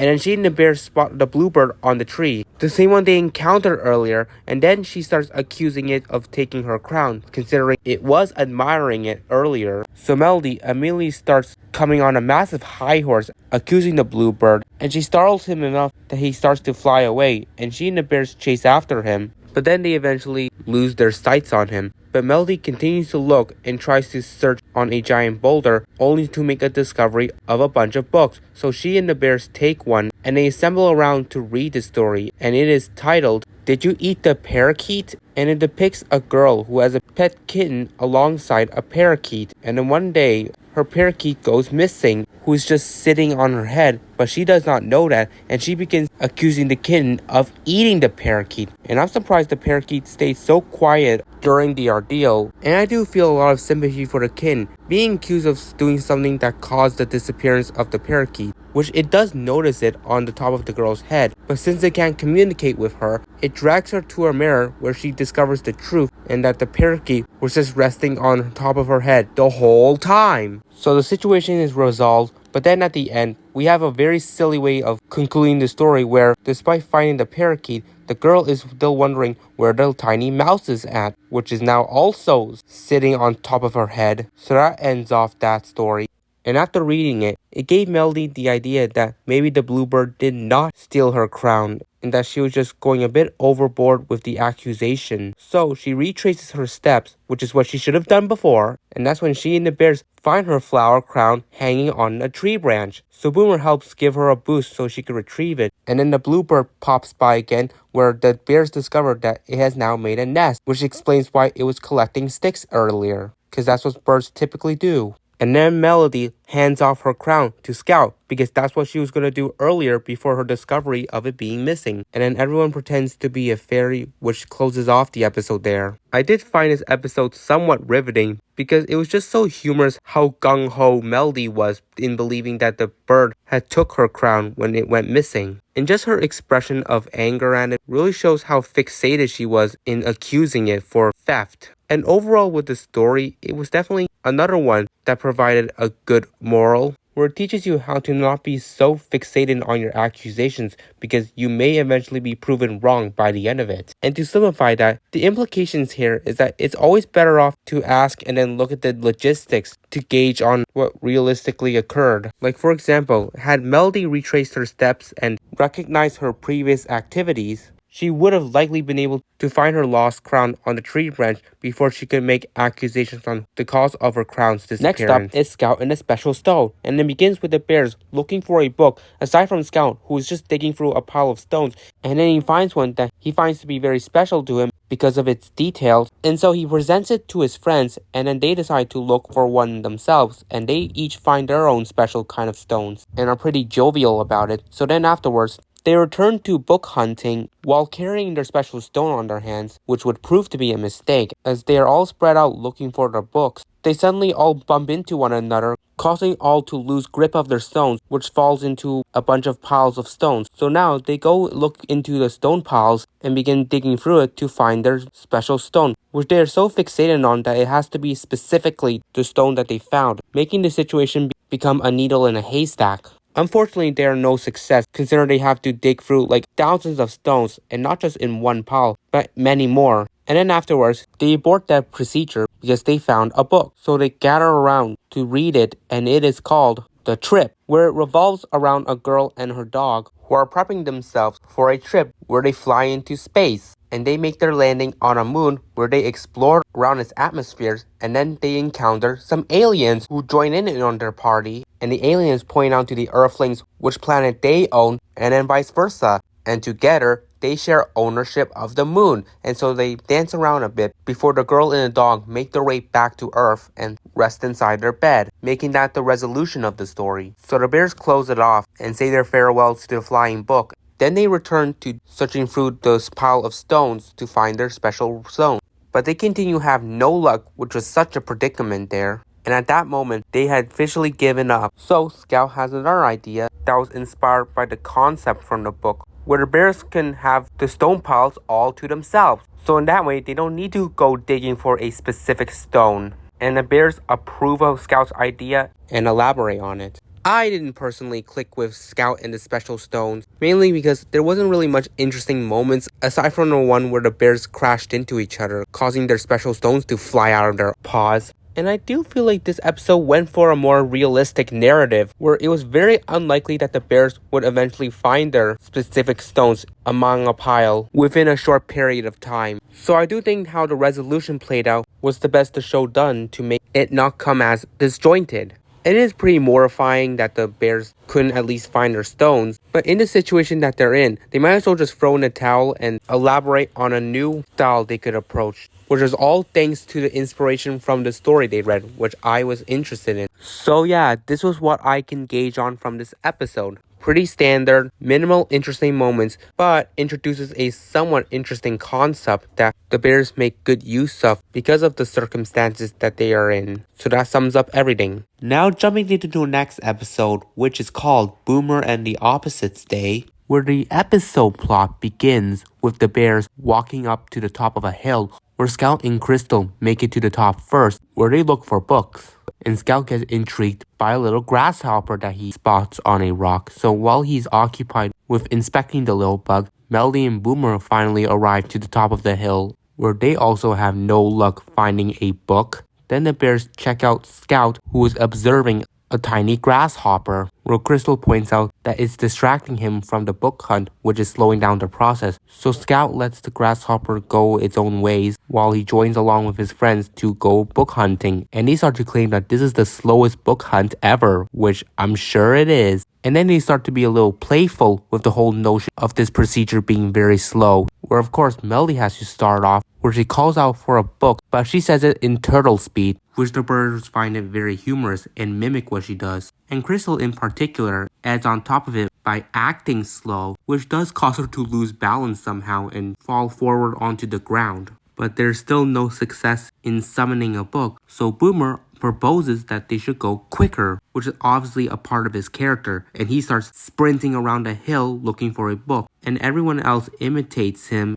and they rush down the hill to hunt for the book. And at one moment, Boomer and Melody race too fast that they bump into each other and chuckle about it. The bears really enjoy this, and they begin to call this the opposites game. So currently, going quickly didn't succeed in summoning a book either, so their next approach was hunting for it quietly. So they silently walk through the forest, book searching, but there's still no progress, so their last approach is being loud, which Boomer is very insistent on, and it actually works, and a book appears on a tree that Scout sees first, and then he points it out to his friends who spot it as well, and they call it over to share a story with them. And so the book does, and they grab it to read it, and the story that they're going to be reading is called The Quickly Slowly Day, which depicts a bear cub and his mother bear going out for the day, whether he be playing at a playground and shopping with his mother. And while he's traveling to these places, he embraces on the elements of going fast or slow, which he elaborates on, and some pages stand out to me when he enforces on it, whether he's going grocery shopping or eating carrots so quickly, and meanwhile either sipping on a drink or walking back to his home slowly. And so the story ends off with the bear slowly and quickly doing his bedtime routine, and that ends off the book. So the bears close it and say their goodbyes to it as it flies away, and Boomer is feeling disappointed that the book was finished so quickly, which is so out of his norm considering his nature is all about being hyperactive. So it's sort of a surreal thing to see Boomer kinda condemn his own element, which shows how aware he was on the downsides it can cause. But anyways, the bear suggests they should look for another book, and so Scout climbs onto a rock and searches high, while Melody urges to search low, joined by Boomer. And so the bears decide that they're gonna do opposite, where Boomer and Melody will search low, which they are literally crawling, while Crystal and Scout will search high, which they stand on the rock. And that's the episode's conclusion right there. Only like a somewhat notable episode to me, and I was alright with it. The plot is pretty stable, where it doesn't have much lows, but also doesn't have much highs either. I will say the illustration of the story was very neat. I love the design of the graphics here, making it plausible as probably one of the best illustrated storybooks among the ones that the bears have read. And also in conjunction with that, the depiction itself was pretty unique, where it elaborated on the concept on functioning on fast or slow pace, depending on the situation, which is something that is very inspiring and introduces the element that you can intertwine two radical opposites that are viable to the situation you are in. To the next episode, which is called Scout's Apple. And it begins with the bears book hunting, and then they encounter a little pig, whose presence they adore, and it seems to be communicating something to them, but since it speaks in pig language, which is just saying oink, it's pretty vague to the bears what the pig is trying to message them, until Scout recognizes that the pig wants an apple that's hanging from a tall branch. So he offers to help get the apple for it, but because it's way up high in the branch, he's not tall enough to reach it, so Boomer offers to give him a boost, and there is some slight progress, but it's still not enough, and Boomer and Scout lose their balance and fall to the ground. The pig then pitches an idea that Scout could use a hay bale to give him a boost, so Boomer rolls it over to him, and Scout climbs onto it to boost him up,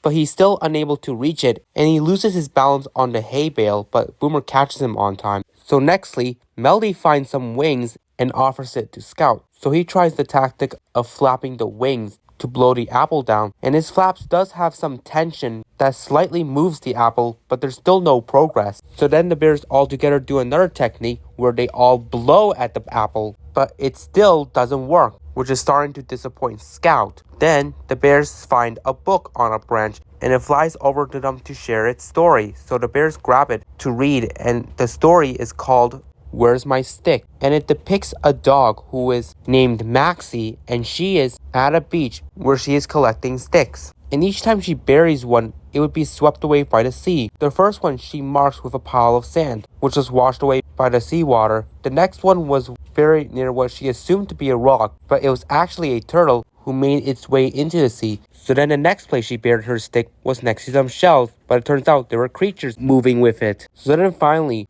Maxie buries a big pile of sticks, and when she returns to the spot, she meets some fellow dogs who she immediately befriended, which was a nice way to end off the story. Which the bears release the book away, and then Crystal points out that Scout has some parallels with Maxie's case, where she demonstrates a lot of perseverance, which Scout has a fair share with, because he is so fixated on getting the apple for the pig. Then, the aforementioned itself, the pig, offers Scout a stick he could use, And so he takes it and climbs onto the hay bale where he uses it to knock the apple off the branch. He retrieves it and hands it over to the pig, who takes it and immediately dashes over to feed the apple to his horse friend, which was a hilarious turn of events, meaning there was double help in this situation. And this twist was really such a good way to end off this episode, really encapsulating how much help was valued in this episode. So for my critics with this, I think the whole plot of this episode was very competent,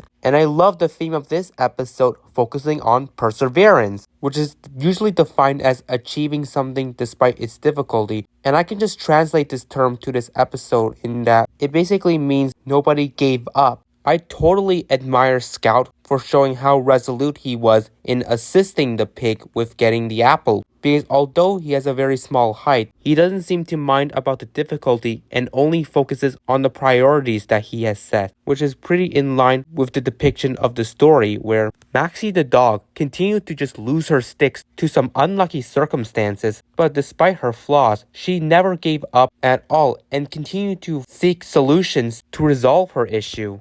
And it ended off with a great twist at the end where she encountered some dogs who digged up her sticks, giving her some friends to play with, which this really parallels with the situation at the end of the episode where we also got a twist at the end, because once Scout gave the apple to the pig, it actually wasn't for him, and he was actually giving it to his friend Horse, which, looking at my observations, the pig also demonstrated perseverance as well, because despite him being unable to reach the apple, he at least assisted Scout in many ways of pitching ideas that could assist his helper to help with his situation.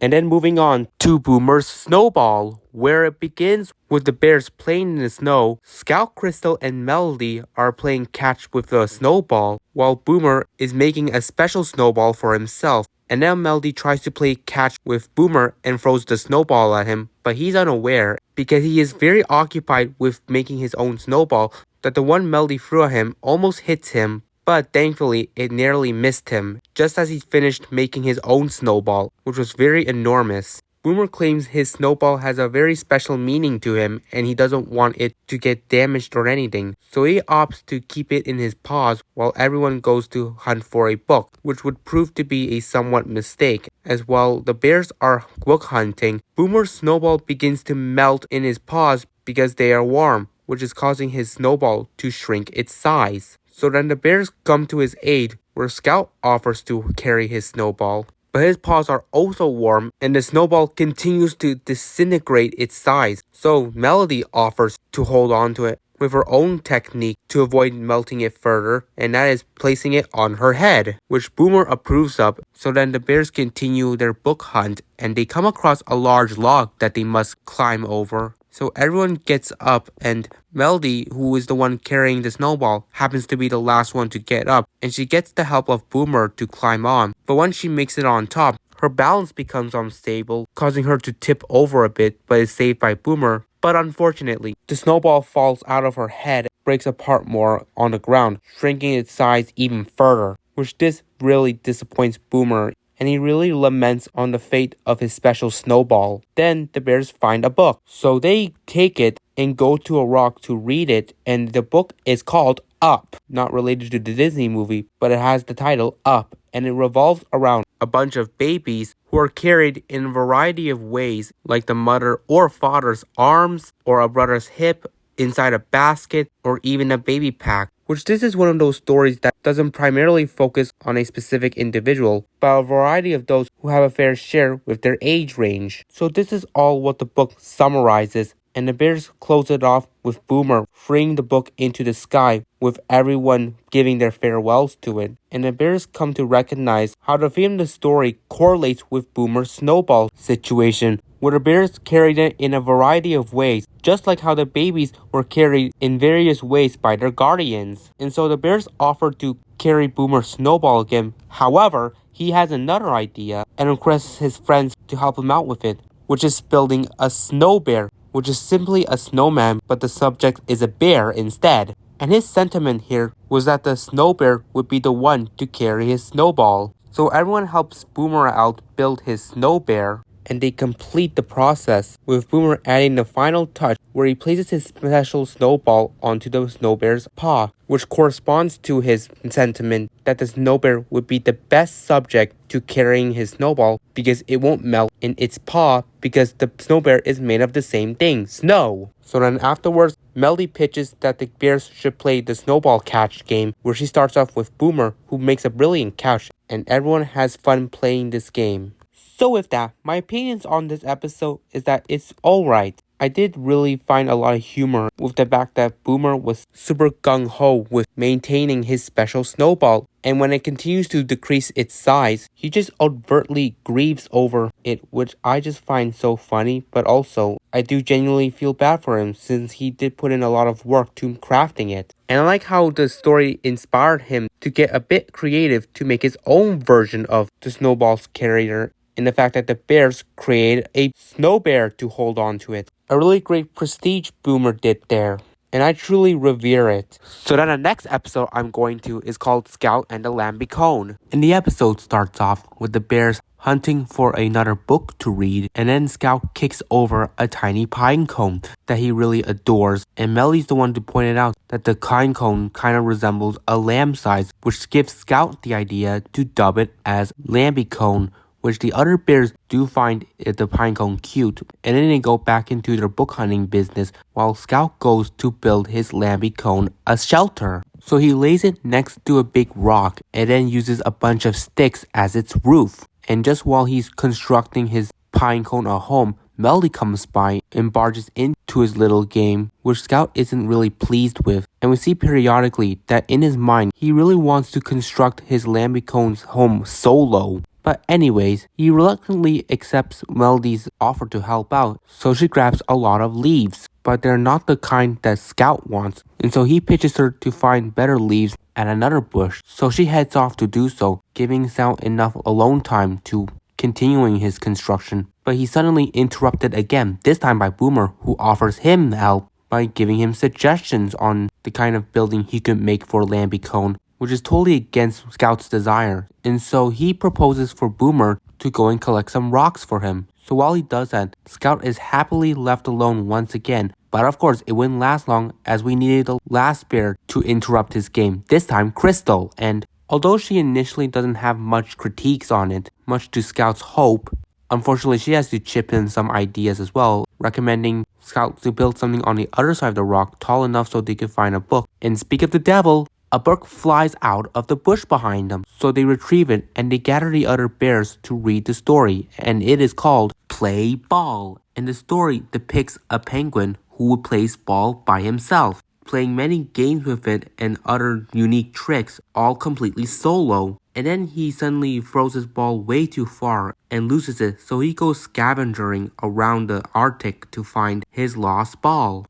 And he finds it next to a seal, so he decides to play ball with the seal, and that's where the story ends. After the bears read it, they free the book away into the sky, and then the bears share their plans on helping with Scout's shelter building for his Lamby-Cone. However, Scout finally shows his courage and requests his friends to let him play solo, which they all accepted, much to Scout's surprise, which the bears do indeed ask why he wasn't transparent about it earlier, and he rationalizes it with the fact that he just didn't want to turn them away and hurt their feelings when they offered to help. But here, they were really understanding of him and didn't mind about it, so they let Scout build his Lamby-Cone's home solo while they go play with a butterfly. So everyone gets to business, with Scout finishing off his house building for Lamby-Cone and his friends running around chasing a butterfly. So with all that, let's get into my opinions on this episode. I think this one really resonates with me a lot, and this episode continues on with the themes of Scout's character, this time highlighting more of his introverted side, where despite having many friends by his side, he preferred to do his work building a home for his pinecone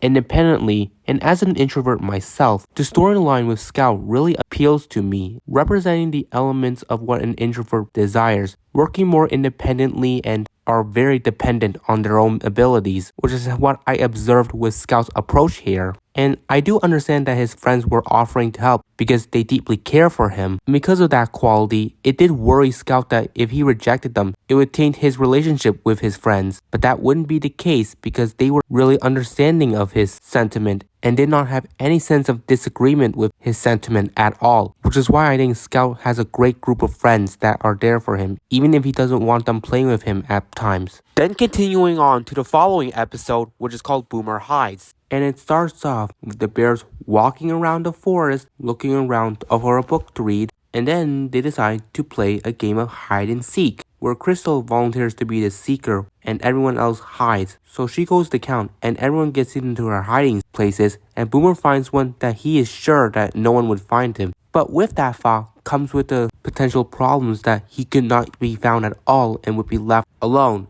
which is something that he doesn't like. And this second thought really paranoids him, causing him to exit out of his hiding spot, and he's quickly found by Crystal, who is confused by his poor performance, since normally in games like these, he would demonstrate the strongest skills to win. But now, he abruptly changed that fact. So anyways, Crystal goes and finds Scout and Melody in their hiding spots, and then they go to play another round, with Scout being the seeker this time. And as he counts, Crystal and Melody hide, but Boomer once again refuses to find a good hiding space because of his paranoia about being lonely. So he just hides right behind Scout, and once Scout turns around, Boomer startles him. They laugh it out, and then Melody and Crystal come out of their hiding and suggest Boomer to be the finder. So everyone hides and he finishes counting, where his worry already kicks in when he's completely lonely and worries that he will never find his friends. Then suddenly, he spots a book that flies right into his arms. And so his friends come out of hiding and they sit around to read the story, which is called Owl Babies. And in this story, it revolves around 3 baby owls who are really missing their mother while she's out for a bit. They get really worried as the time continues to fly and their mother has not returned to their home. So after waiting and waiting, their mother finally returned to their home, and the baby owls are happy again, not to be alone anymore, which ends off that book, and the bears say their farewells to it as it flies away.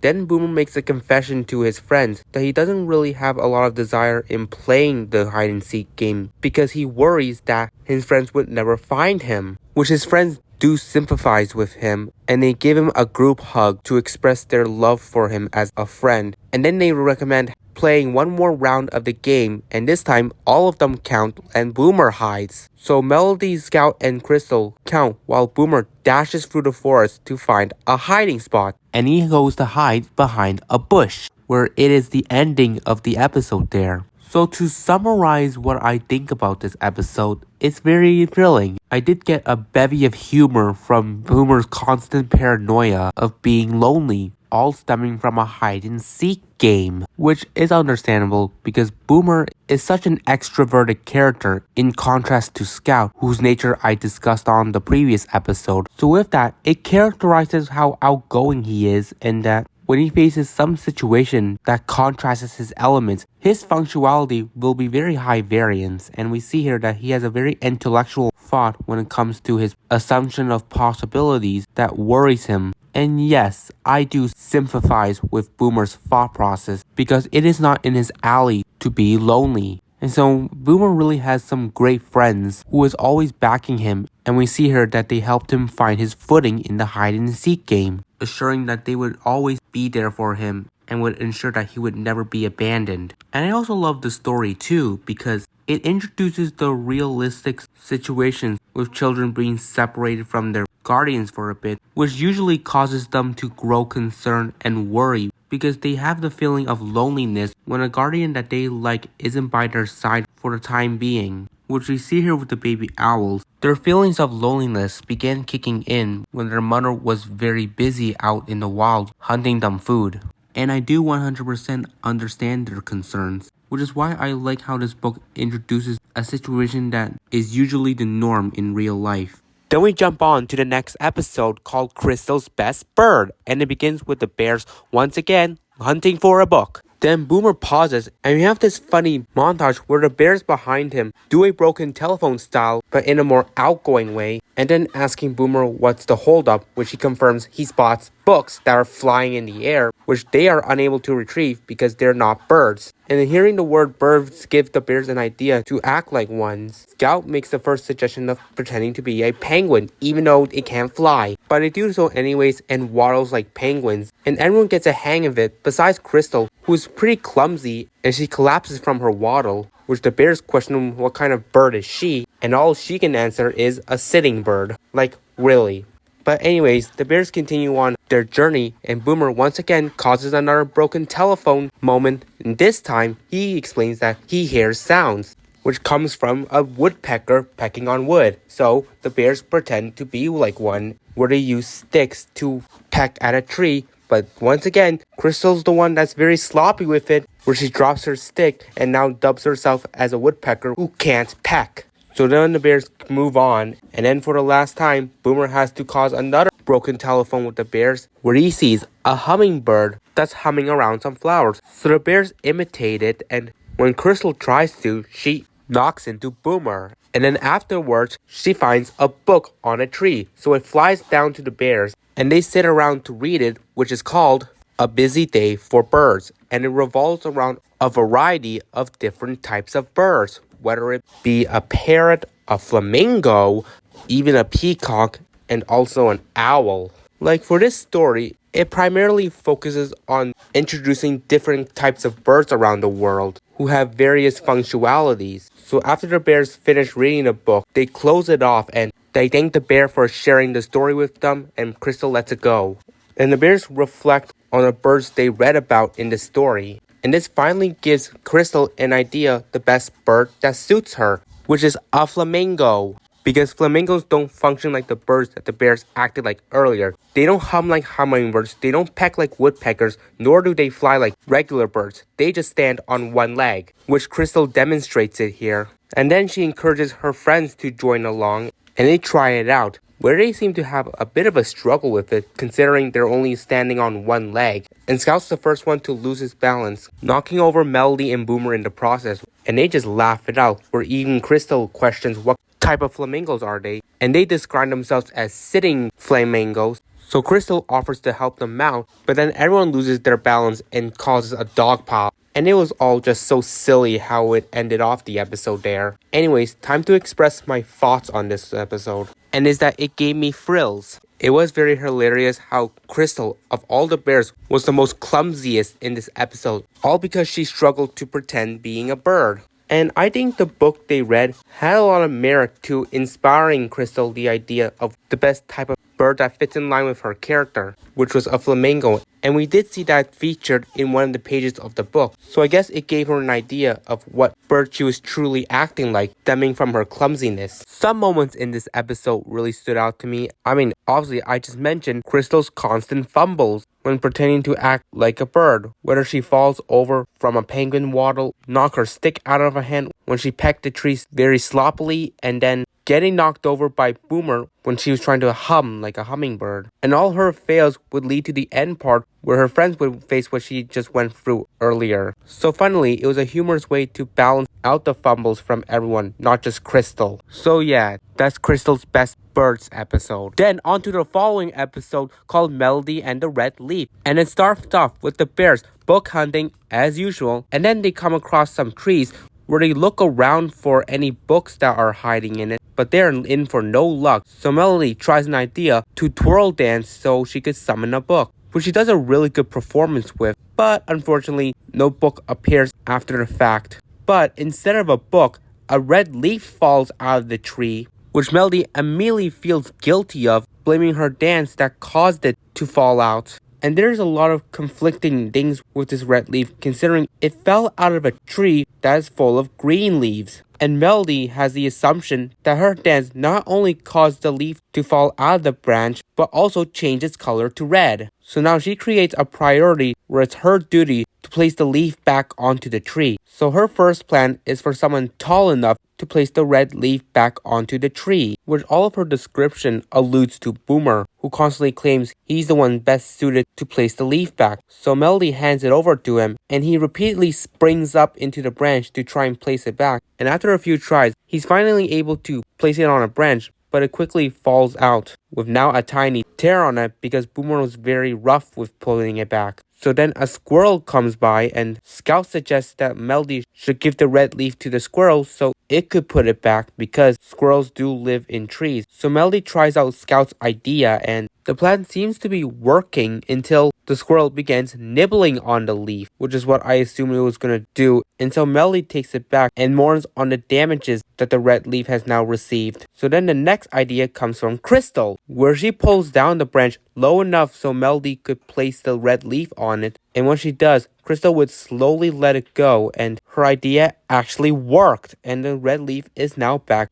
in the tree, even though it isn't fully attached to the branch. But anyways, after all that is done, a book finally appears, and it flies right into the bear's laps. So they open up the book, and the story that they're reading is titled My Turn. And the setting of the story is about many types of nature taking its turn based on the season that occurs, whether it be flowers growing when it's spring, as well as animals coming out of hibernation, or leaves that change its colors to red when autumn arrives, which does kind of explain the situation with Melody's red leaf. But anyways, from what I'm describing on the book, it pretty much interprets the story of natural environments taking their turns in their respective seasons. So that summarizes everything about the book, and the bears finish reading it, but before they can release it, the red leaf falls out of the tree, so I guess Crystal's idea didn't work for the long run. But now that Melody learned the truth that it wasn't her dance that caused the leaf to fall out of the tree, when in reality, it was natural, because the season was migrating to autumn, and a red leaf was a sign of that. And with Melody's understanding of it, she doesn't feel much self-pity of it now. But the red leaf still has a lot of meaning to her, and to prevent it from sustaining any more further damage, she decides to place it in the book the bears are reading and closes it, where she flies the book away, with the red leaf now safe in its care. And Melody's mood is so much better now after understanding that it's natural causes that factor into the red leaf situation, not her twirl dance. And speaking of, the other bears decide to do her twirl dance, and everyone does so, which was a way to end off the episode.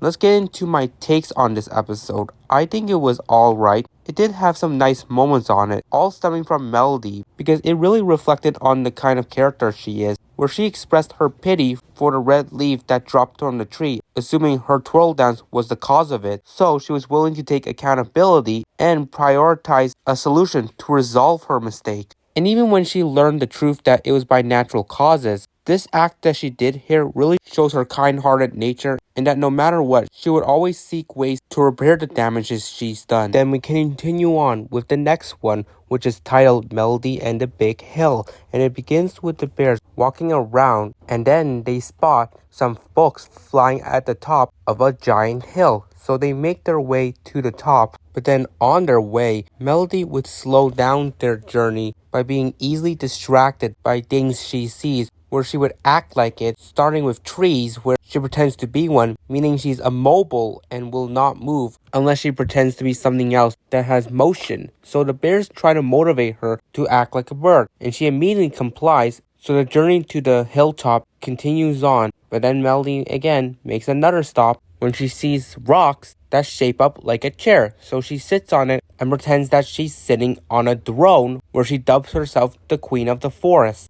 And her duty as the queen is to just sit on her throne and monitor the nature. So her friends come to try convincing her to come, but she's too fixated on her act that she refuses to break out of character. So Crystal suggests that she could carry Melody if that's okay with the character rules, and Melody approves of it. So she jumps onto Crystal's back, and the bears continue on making their way to the top of the hill, and midway they spot a book. So they run over to read it, which is good relief for Crystal since Melody was getting a bit too heavy for her to carry. But anyways, they open up the story, and it is called Soon. And the story is about a baby elephant and his mother going on an adventure together. But the baby elephant wants to head back to his home, where his mother constantly replies soon because she wants to enjoy the adventure with her son.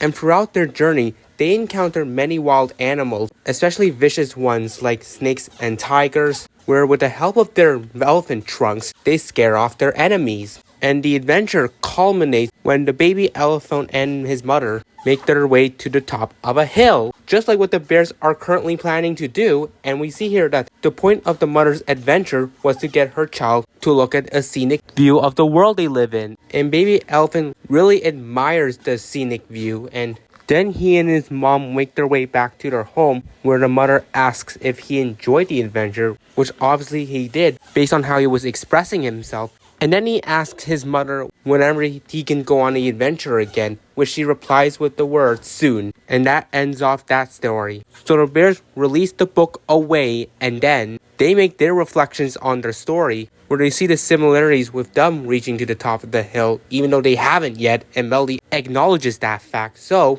to make more interesting parallels, she suggests that everyone should pretend to be an elephant while they make their way to the top of the hill, and they do so where they make it to its peak, and they get to look at the scenic view just like the baby elephant did in the story. And Melody thanks her friends for motivating her, just like when Mother Elephant motivated Baby Elephant. So anyways, at the end here, Boomer bees Boomer, and he encourages that the bears do a race down the hill, and everyone complies, which that was the ending.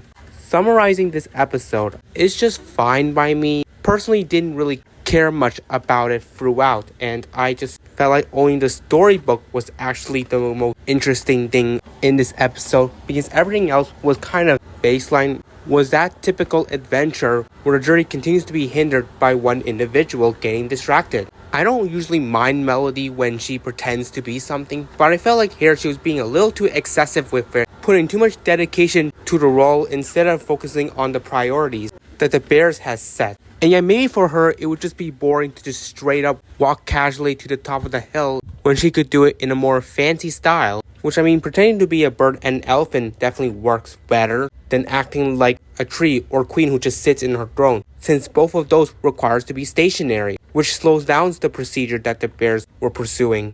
And so we move on to the next episode, titled Crystal's Surprise, which I'm surprised myself that the episode even uses that title when the plot itself doesn't even primarily focus on Crystal, which makes it very arbitrary. But anyways, let's get into the actual review on the episode, where it starts off with the bears adventuring in the winter again, hunting for books, and then they are given a surprise by squirrels who zoom right in front of them, with Crystal getting the most surprise and humorously falling over. But after that, we are about to get a barrage of surprises in this episode, where to start it off, snowflakes begin coming down, and the idea of surprises inspired the bears to make one for each other, particularly in pairs, where you have Melody and Boomer pair up, while Crystal pairs herself up with Scout, and both pairs make their plan to make a surprise for each other. So they both get to business, where each pair discuss on their surprise idea, which both pairs coincidentally end up getting the idea of making a snow bear. So we have the pair of Crystal and Scout make a very big snowball for the bottom part of the snow bear, and they find an area to put it, and then they head off to find some sticks. Meanwhile, Boomer and Melody have crafted their big snowball, and they go to find a place to put it, and that's when they come across a snowball that's bigger than theirs,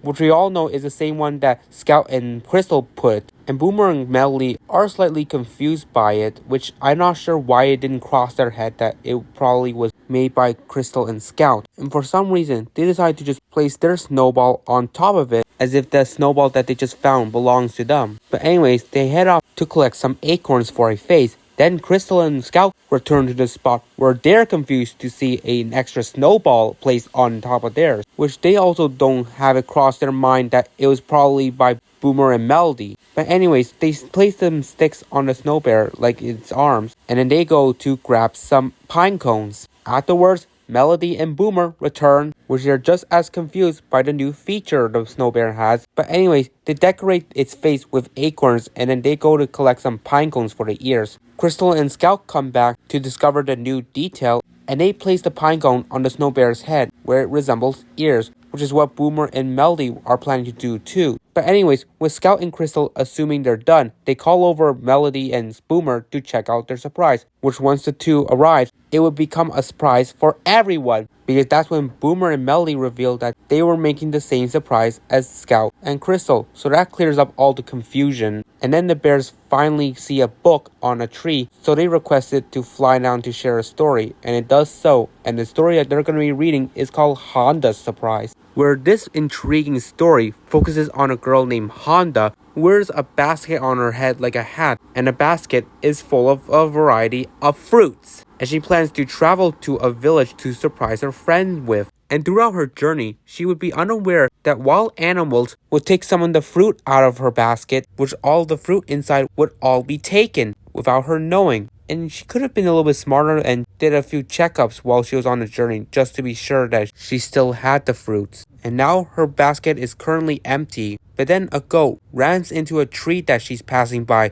and it drops a bunch of tangerines. And when she arrives at the village to surprise her friend with her basket, she would be surprised herself to discover that her basket is now full of tangerines, instead of the assorted fruits that she put in before. But it seemed like the tangerine thing actually works out in her favor because they are her friend's favorite fruit. And that's how the story ends. And the bears let it fly away as they appreciated for sharing them a story. Then they head back to check out their snow bear, where they make another surprise discovery that its face is now missing, and it turns out the squirrels were the culprits of taking off the face because it was made of acorns. So the bears remake the snow bear's face, but this time using pieces of pine cones, and now the snow bear has a face again. So wrapping up this episode, I found myself pretty intrigued throughout. It was funny with the moment when both pairs were making the exact same surprise for each other and using the same spot to do so. And yeah, sometimes these situations can make me feel a little awkward to watch. But besides that, I still was invested, and I really liked the storybook too, where it had a really great ending, fitting with the theme of this episode, focusing on surprises. Next episode is called Crystal the Curious, and it starts off with the bears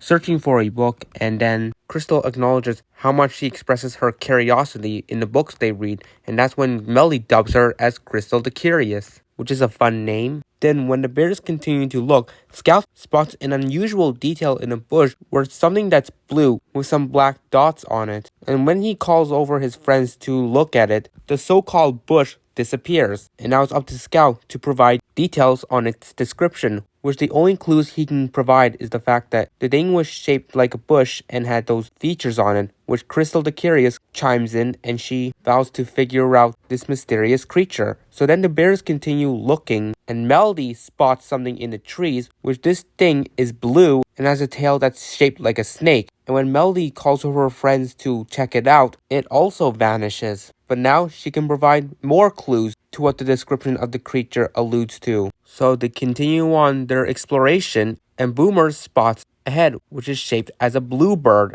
and he calls over his friends to look at it, but yet again this creature disappears, and now Boomer gives Crystal the Curious another detail about this creature, and now she pieces together the clues of what this creature could be based on the description of its bush feature, snake tail, and bird head. But her solving must come to a halt because the bears find a book. So they gather around to check out the story, with its title being A Bit Lost, where it's about a baby owl and his mother sitting in their nest, but then the baby owl falls out of his tree and has lost contact with his mom. So he walks around the forest to get some help, and a squirrel comes by to assist him. So baby owl provides the description of his mother, so the squirrel uses the description to try bringing the owl back to his mom. But every time he does so, he brings it to the wrong creature, whether it be a bear or a rabbit. Which the squirrel here is kind of coming off as dumb because the mother owl should look like the baby owl,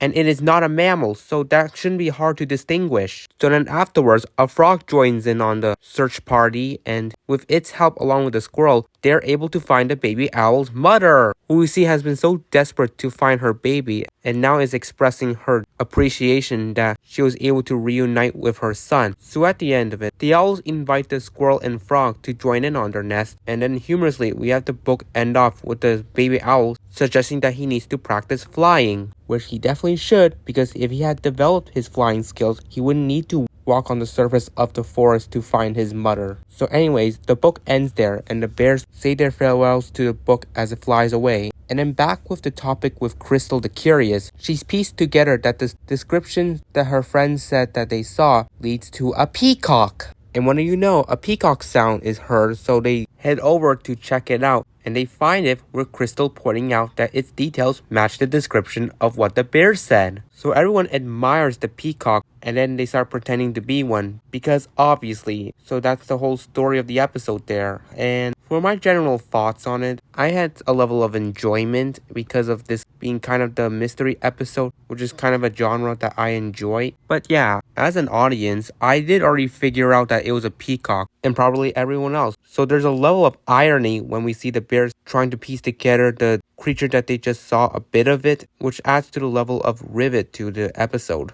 The book itself was alright, obviously staying in line with the theme of the episode, and I do like how the owl got some accomplices to help him find his mother, which is what I usually like because it shows the kind-hearted natures of those accomplices not willing to leave the lost individual on its own once they help out. So yeah, a good storybook there. And now we can move on to the next one. And it is titled Boomer's Boom Boom Blue, where it begins with the bears hunting for a book. And then Boomer acknowledges how the sky is blue and he loves it because blue is his favorite color, which I have a fair share in it because blue is my personal favorite too. But with Boomer saying that blue is his preferred color, shouldn't the hoodie that he's wearing be blue instead of red? But I mean, his pants are blue, so there is some acumen. But anyways, now Boomer comes up with an idea that the bears should play a game called Boom Boom Blue, where once they spot something that's blue, they should say the phrase Boom Boom Blue. So the game commences, and Boomer continues to find things that are blue because he runs so fast, whether it be a water under the bridge or a blue bird. And then Scout takes a turn where he acknowledges something blue that they were all foolish for not pointing out, where he points at Crystal's blue outfit and she laughs about it, expressing how silly it was for her not to recognize her own outfit qualified. But then afterwards, the bears want to play another variation of the same game, but instead they look for something that's brown, much to Boomer's dismay as he expresses his sadness when his friends change the rules. And he seems to not even want to participate and continues to try playing his version of the game in finding blue things. But afterwards, the bears stop playing Boom Boom whatever color because now they're going to find a book. And it flies over to them and they go to read it, which is called Purple. And this book revolves around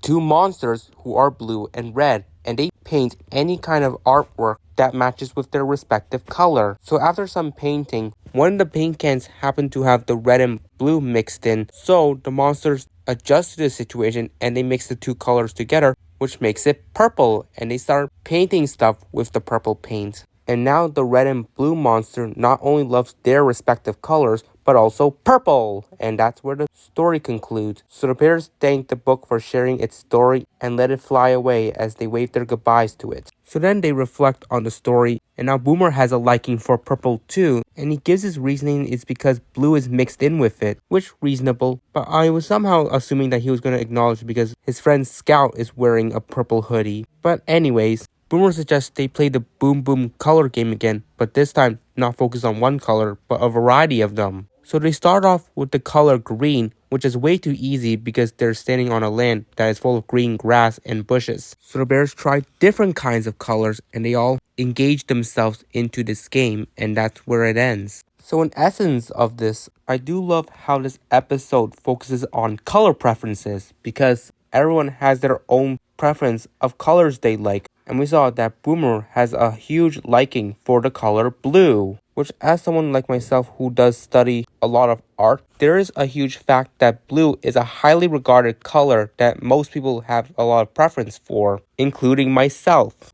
So with the episode as a whole, it's alright. I do like how Boomer wanted to make a game out of searching any kind of thing that matches with the color that they're looking for. And yeah, I think his flaw was obviously mainly having the color be focused on blue when he could have branched out a bit so it would make things more compelling, as there could be things that are hard to find with the color you're looking for. Like, it makes the game a lot more interesting instead of focusing on one color that makes things more predictable. And although Boomer didn't really like the idea when his friends enforced on this, I think the reading allowed him to understand that he can have more than one preference of color, which we see here. He likes purple as well. So that's good for him. So yeah, this episode was alright, like I said, and I do love the concept with colors and preferences combined together to create the narrative of this episode, which was very compelling to watch. So good for the showmakers on doing this. And now, after this episode, we can move on to the next one. And this one is titled Boomer and the Babies, and it begins with the bears book hunting, which happens to be at springtime. So with that fact, Boomer decides to do his boom sound, but just before he does so, the bears hear a noise. So they look around to find it, and they spot a nest on a bush, and out comes a baby bird, or also known as a birdie. The bears adore it, and Boomer tries encouraging it to fly, even though it's only in its infancy stages, so its flying skills hasn't really fully developed yet, which the other bears pointed out to him, which somehow he's pretty incredulous that birdies are unable to fly just yet, despite them being birds, which their functionality is about flying. So he immediately stops the birdie before it could try jumping out of the nest to fly. So then the birdie's mother returns to the nest, and the birds leave them be as they continue searching for their book. So while Boomer goes to search inside a bush, he's then tickled by an animal behind him, who turns out to be a baby horse, which is actually called a foal. And so he calls his friends over to check it out, and afterwards he challenges the foal to a race, because he thinks that because it's a horse that they're meant to race fast no matter what. So the race commences, and Boomer's the only one that's actually racing, while the foal just remains stationary, which Boomer gets all confused by and doesn't recognize that the foal, despite being a horse, has not fully developed its ability to race fast. And all that stems from it not being old enough yet, which now Boomer kind of understands that babies got a lot to learn before they can develop their functionality that's meant for them. Anyways, the bears finally see a book that landed on a carriage, so the bears race to it and request the book to share a story with them. And it does so. The bears grab it and read the story, and it is called Kittens Spring. And for this story, it focuses on a little kitten who exploring the nature of spring and it encounters many different creatures with a mother and child dynamic, whether it be a duck and a duckling or a calf and a cow. Like, it all focuses on the kitten visiting these creatures and learning about their dynamics. And so the story ends off with the kitten heading back to its home and resting for the night. So the bears close off the book and let it fly away, and then the bears see that the fowl's mother has returned, and then after that, the bears hear another noise, which is coming from baby ducklings who come out of a bush. Then Boomer acknowledges that the baby ducklings has not developed their quack noises because they're babies, and then he proceeds to make quack noises as a demonstration, which leads to another notable moment that's very humorous, where because he made those quack noises, the baby ducklings are now attracted to him, thinking that he's their mother, with the bears even acknowledging it. And then Boomer has to correct them, being like, No, I'm not your mommy, I'm a bear, not a duck. Then, speak of the devil, out comes the mother duck, who was also hiding in the bush. And the ducklings return back in her care, which relieves Boomer because the only thing he would teach the duckling if they were under his supervision was how to go boom, which is such typical Boomer, and everyone audibly laughs about it. So let's get into how I view this episode. It's fine.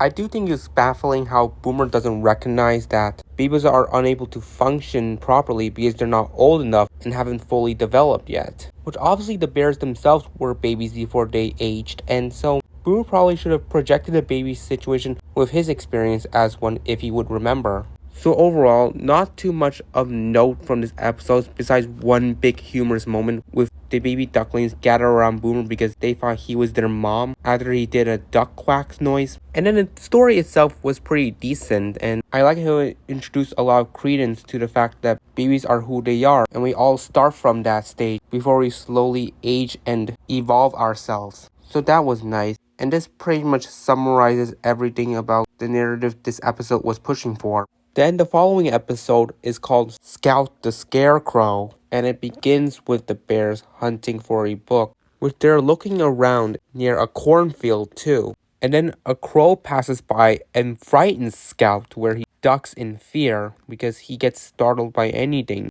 Crystal comforts him, and she helps him get back on his footing, and meanwhile, Boomer and Melody are racing after a book, and they come across a scarecrow, which amazes them. Then Crystal and Scout catch up with them, and Scout seems very terrified by the sight of the scarecrow. Then a crow is flying right towards the bears, which Scout is continuously afraid of, so he hides behind Crystal as it lands on the surface in front of the Scarecrow, and once it glances at it, it's frightened by its sight and flies away, which that visual really makes Scout admire the Scarecrow's ability, to where he wishes he was just like a Scarecrow himself. So then he takes a page out of Melody's book and pretends to be a Scarecrow, where he stands right next to it and poses like it, arms out and completely immobile, and plus giving a stoic expression, dubbing himself Scout the Scarecrow, and his friends just laugh at him, but he is super fixated on the role that he just stays there as his friends proceed to go book hunting, but they come back to realize that Scout is taking the role very seriously, with Boomer trying to convince him that the role as a Scarecrow isn't enjoyable, as he goes to demonstrate himself to Scout that Scarecrows are just gonna stay there and look until a crow passes by to scare off. And guess what? A crow comes by, and once it looks at Scout, it's terrified of him and it flies away. So now that Scout has truly mastered his Scarecrow skills, he takes the hat that it was wearing and wear it himself. The bears are trying to persuade him to put his Scarecrow role aside and help them find a book, which they do see one. And when it flies over in front of Scout, it sees him and is terrified and flies away, which now Scout feels really guilty that his role essentially made him become a scare book. He's very remorseful about it and doesn't intend to be a scare book, so he finally puts his Scarecrow role aside and has his friends boost him so he can call back that book he scared away. And it flies back to the bears and they grab it to read, and the story is called Me and You, which the depiction of the story is about a pink pig and a white rabbit who are friends that love to paint. And their paintwork are radically different from each other, and they would wish they were just like each other. So the idea of that inspired them to try it out, where they start painting themselves each other's skin color, where the pig has painted itself white and the rabbit painted itself pink. Then afterwards, they put on some accessories to look like each other, where the rabbit wears some pink socks on its ears and the pig puts a pair of white pants on its head. And then next they go for their tails, where the rabbit uses lemon twist to make it resemble a pigtail, while the pig itself uses cotton so it could look like a rabbit tail. So after some time decorating themselves, they try to act like each other, but the pig unfortunately can't bounce like the rabbit and it falls into a puddle of mud. And the pig and rabbit finally realize that although they can pretend to be each other, they're not going to be able to act like each other since they're made differently. So they put everything aside and go back to being themselves. And there it concludes the story. So the book goes and flies away as the bears thank it for sharing its story, and then they reflect on it, where Scout decides to put everything aside with his Scarecrow situation, and the bears head off with Scout putting back the hat on the Scarecrow's head, which ends off the episode there. So in brief, I personally didn't really care much into this episode. It's not entirely bad, but at points it did get somewhat cringy and pretty much melodramatic. I do think Scout did have some gumption to show his courage, but he did it in a more excessive style that would have a bit of consequences, as we just saw, him scaring off the book. But with that, there's not much else I gotta say. And then we can go to the episode that comes after it, which is called Melody's Sandcastle Stomp, and it begins with the bears book hunting again, this time in the desert. Then they play a little game to entertain themselves where they all pretend to be dinosaurs, where they stomp around, roar, and act menacing like them. So everyone does so, except for Melody, who slides down and just sits still because she's pretending to be a sandcastle, which is super uncommon to pretend to be. Her friends are very perplexed by her choosing to act as a sandcastle because they don't really combine well with dinosaurs. But Melody continues to encourage it, where she continues to sit around like a sandcastle while her friends just roam around being dinosaurs. So she tries again and tries to convince that dinosaurs love to decorate sandcastles. Her friends just don't agree with her because they look at dinosaurs as ones who enjoy causes messes, much to Melody's dismay. So as she expresses her annoyance of her friends disapproving her act as a sandcastle, a flying book lands right next to her. So she quickly grabs it and calls her friends to read with her. And the book that they're reading is titled Bobby's Castle. And the story is about a fish named Bobby who loves to hide out inside a gloomy castle. Then he's encountered by another fish who is named Salma, and she wants to play a game with Bobby, even though he doesn't want to. So she wants to play hide and seek with him, where he is the seeker and Every round they play, Bobby easily spots her because 1, he refuses to exit out of the castle he's hiding out, and 2, her hiding spot is in sight of where he's hiding out at, so it kinda lessens the fun out of the game a bit, which does kinda stem on Bobby's stubbornness of exiting out of the castle. But on the next round, Salma hides again, and this time, she hides very well to where it makes Bobby finally exit out of the castle to explore her hiding spot. And he finds her sunken in the sea surface. So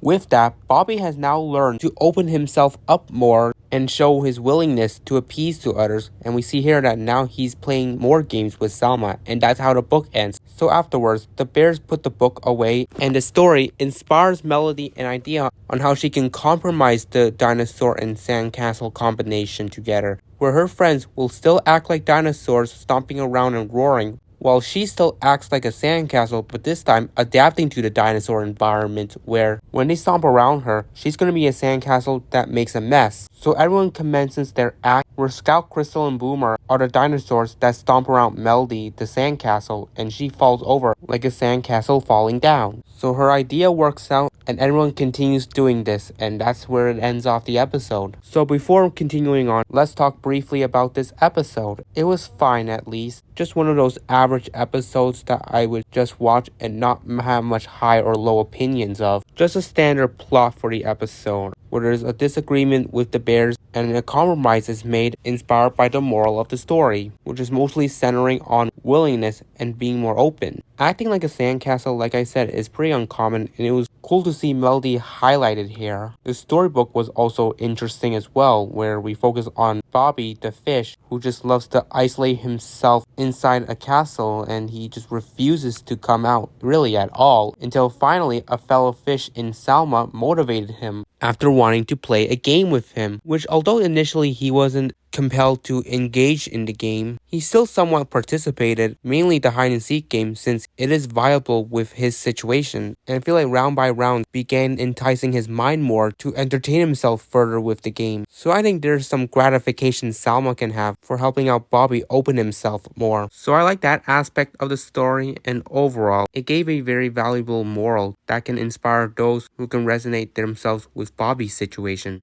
Then to the following episode called Melody's Kittens, and it starts off with the bears hunting for another book where they look around for a long time, which feels like forever, and so Melody comes up with an idea to entertain everyone, which is just pretending to be a cat, where she now labels herself the mummy cat and makes her friends her baby kittens. So everyone acts like cats looking for a book. And first Boomer searches at a bush and out comes a squirrel. So then the bears search at a tree where Melody instructs Scout to climb up it. And the tree is way too high for Scout to climb, so he gets an idea that maybe it would work out if he pretends to be a baby dinosaur instead, which goes against Melody's desire because as a mummy cat, she believes it would be weird to have at least one of her babies be a dinosaur. But Scout convinces her to just approve of it, so she does, and she accepts Scout as a baby dinosaur. So anyways, they continue looking, and then they come across a log where Melody instructs Crystal to look inside. And when she first glances in it, there's a bunch of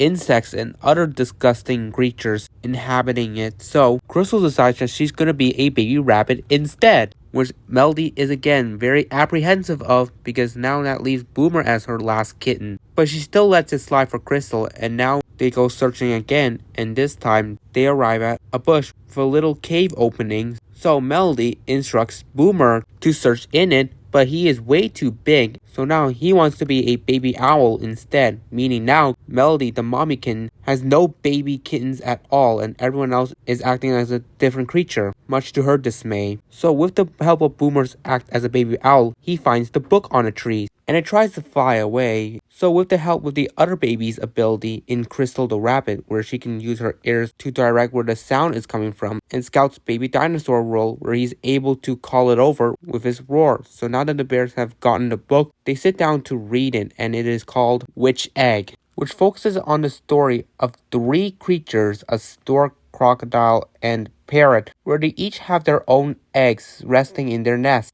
which is nice. These creatures are going to be great parents, but what comes next wouldn't be the kind that they would expect to be. So then next, a strong gust of wind suddenly blows off the parent and the stork's eggs off their respective nests, and it lands in the crocodile's nest. And because the complexity of the eggs are identical, with the stork and parrot's eggs now mingling with the crocodile, it's increasingly impossible to distinguish among the three. So now that the prospective parents can't tell which egg belongs to them. So now that they're in this situation, they have no choice but to wait till all the eggs hatch so they know which baby belongs to theirs. So when the day finally comes where all the babies hatch from their eggs, the mothers decide to share their babies amongst each other as a big family, taking care of each other's respective babies. So that's where the book ends. And so the bears release the book away, and then Melly now learns to be more accepting of the baby creatures her friends want to pretend to be. So she gets a group hug from them, and they carry on with the game. So let's talk about this episode. It's another one that's kind of average. I do feel like the bears kind of had the right idea, where changing up the baby creature to act like kind of add a different dynamic to the table. Even though it isn't what Melody wanted, she just didn't understand that sentiment initially. Although she did accept them, much to her annoyance. But I do like how after the story, she now learned not to be so apprehensive and be more accepting. So that was nice. And my thoughts on the story was pretty riveting. I like how it starts off with a normal setting, but then conflict hits when the creature's eggs get mixed in with each other. So now the mothers have to find a solution to resolve their situation. And they did do the optimal decision of waiting till all their eggs hatch so they wouldn't mix up their child together. But I like how they expanded upon it, where they wanted to start off a family altogether so they could add a more interesting dynamic, which was really cool to see. And we continue talking with the next episode, which is called Crystal's Log, and it starts off with the bears looking around for a book in the forest, and then they come across a tree log that Crystal is interested in, and she wants to play a game with it alongside her friends. So the first thing the bears try to play with the log is pretending it's a pirate ship, and they all try to stand on it together, but due to the short length of the log, it's really hard to sustain its stability with everyone on it. Which we see when the bears try to do the pirate game, Scout loses his balance and falls off the log because 1, it's very cramped on it, and 2, he was standing in the back. So their next idea is to sit on the log instead, and this time pretend the log is a horse, where they act as cowboy and girls. So they try out that game, but Scout falls off again, so the bears come up with another game. And thanks to Scout pointing out that the log is hollow, they now try pretending to be snakes, where they slither themselves through the tunnel of the log, and Scout makes it through first. Then Crystal tries to make her way through, and as he emerges on the other side, her body gets stuck in the log, which felt like a callback to the time that Scout got stuck inside one. And just like Scout, the bears would help their friend out of the log, this time Crystal getting her friends to pull her out of the log, and once they pull her out, they all laugh about it, and it ends off that short ordeal. Then there's a book sitting on the log, so the bears get it, and they assemble together to read the story that the book is going to be sharing with them. And this story is called The Last Crayon. And it's about a bunch of colorful squirrels who are coloring things with crayons that matches their color, whether it be red or purple or even yellow. And the kind of colorings they make is images of things that are naturally those colors, whether the red squirrel would draw red berries with a red crayon, or a yellow squirrel drawing a sun with a yellow crayon.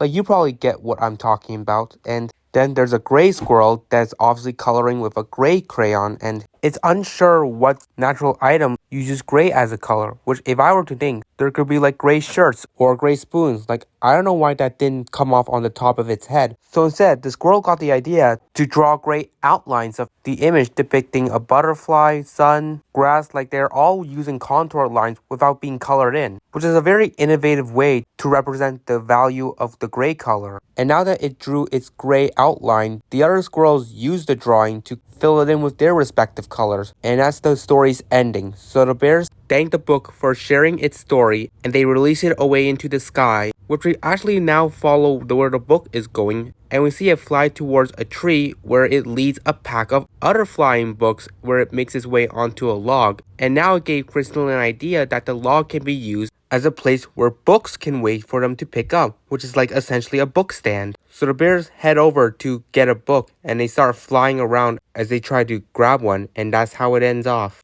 So this episode as a whole was at least somewhat entertaining. It was fun how the bears decided to play around with the log, pretending that it's something. And it does get really interesting because there were some callbacks. First off, when Crystal was stuck on a log, it was a nice reference to when Scout faced the same situation in the Boomer and the Beavers episode. When the story focused on colors, Boomer would mention about Boom Boom Blue, which was a nice callback to Boomer's Boom Boom Blue episode. I do think there was one reference that kind of was missed out and could have been a nice feature as well. With the presence of the log, it could have been a nice way to recall the Scout and the Loggielooboo episode, mainly because obviously it involved a log. Besides that, I do like that this episode really gravitated towards recalling some previous events. And the theme of this episode really encompasses how there's always a way for random objects to become valuable. And we see here that the log is valuable to the bears because it'll be able to accommodate all the flying books to wait around it. So it was cool to see the log evoke the values it could provide for the bears.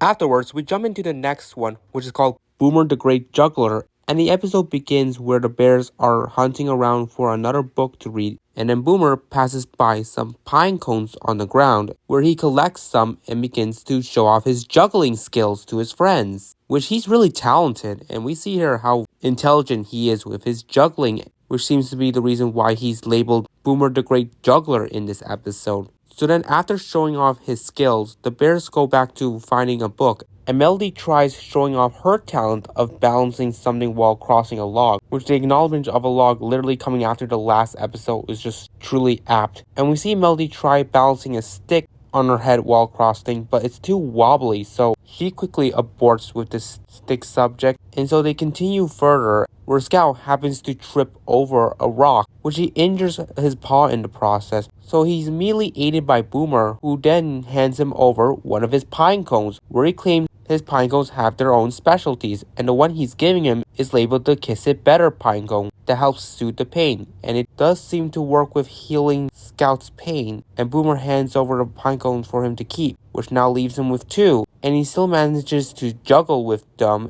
so he's able to manage. The bears progress onwards with their journey and return to Melody's storyline with her balancing act, this time trying to use a leaf, but it is just too light to stay on her head, so that doesn't work. Next, the bears come across a two-way path, and Crystal is vague about which path leads to a book, so Boomer offers up another one of his special pine cones, and this time the one he's giving to Crystal has its perk to choose the direction that the bears could go to, where all that's required is for the holder to launch it into the air, which is kind of like leaving a decision up in the air, and whichever path the pine cone lands on, that's the direction they're going for. And so that's why Boomer labels this pine cone the choosing cone. So Crystal throws it in the air and it lands on a path where the bears head to. And so Boomer lets Crystal keep that pine cone, leaving him with only one to work with, and he's still able to juggle, which goes to show the immense talent he has with his juggling. And that's where we lead to Melody bringing up her balancing act again,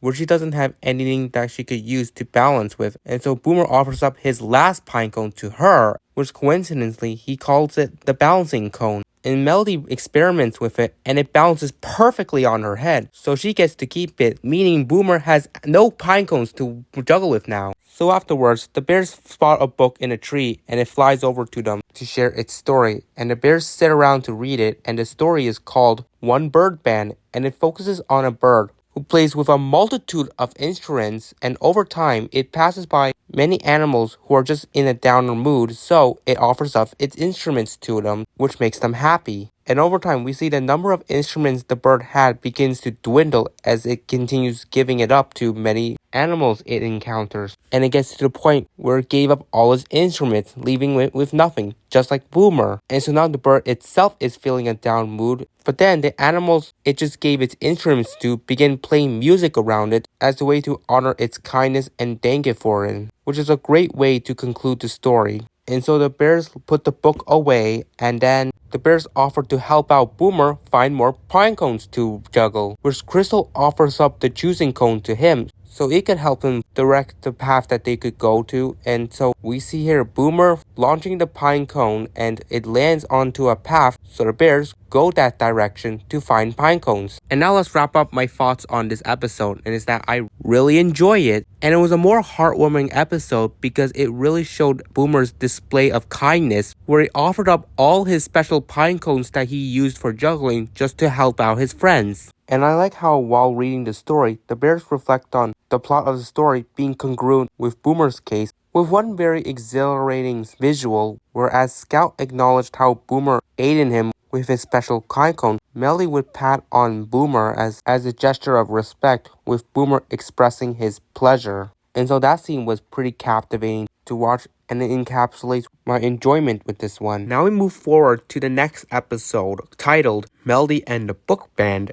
and it begins with the bears walking around the forest book hunting, and then Melody stops them because she hears some noise that's coming from a singing bird. And so they continue on, and then Melody hears another sound, which is a woodpecker, and the rhythm of its pecking would sound like music, which now gave Melody an idea that she craves for a band, and her friends can find some instruments that they can play with. Crystal starts off setting herself an example where she finds a stick and a pine cone, where her style of music is scraping the stick along the scales of the pine cone. So the other three go to search for things that they could use for their instruments, and Boomer is the next one to find his, which is a stick with leaves on it that rattles when he shakes it. So now with him out of the way, it's now down to Scout and Melody to find theirs. And guess what? Of course Melody, the central character of this episode, will be the last one left without one, because Scout would find his by taking a piece of a plant where it's hollow, so once he blows into it, sound waves come from the other end, which is essentially like a wind instrument. So Melody's the only one that's empty-handed, where it tantalizes her to see her friends find instruments of their own, but she can't find one to craft for herself. But this topic is put aside because the bears spot a book. How convenient, and it flies over to them, where they sit around to read the story, and it is called Amazing Me Dance, which is just a story about kids enjoying themselves with music, where they listen to numerous styles of beats and rhythms that captivate them into the music genre. And at the same time, the bears get up to dance while reading the story too. And the kids in the book just dance around, and that's pretty much it. So Melody closes off the story, and she releases the book away into the air as the bears say their farewells to it.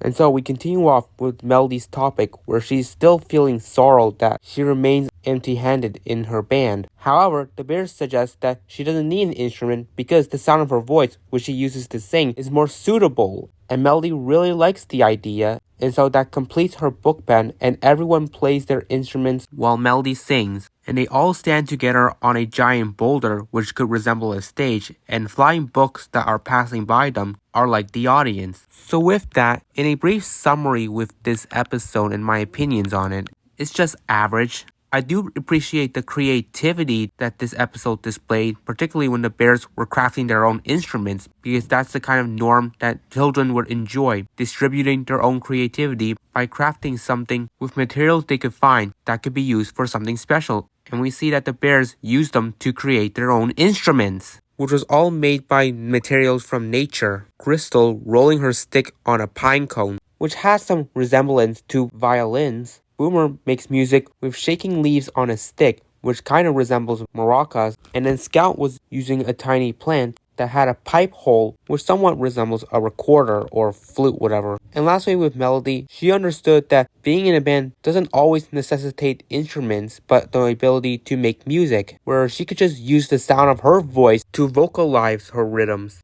And because of her singing, it was the biggest asset to grabbing the flying book's attention to the bears. So that was one great aspect there. And as you all know, I'm someone who's always personally invested into music, especially on TV shows, because it's interesting to see the type of music that is composed. So that one part is what really appeals to me a lot with this episode's plot. And finally, I do think the fact that Melody was inspired by sounds from nature really goes to show that what things that you love seeing could be something that you could do yourself as well, if you're willing to show your ambition to it, which we saw Melody here demonstrate that. Then we jump into Crystal Doesn't Know, and the episode starts off where the bears are looking around in the forest again to search for a book to read. So then, while they're looking, Boomer and Scout are searching around some tall grass, and behind Boomer's back, an animal's snout taps Boomer's back, and he quickly jumps to the conclusion that it was Scout, which he's all confused by.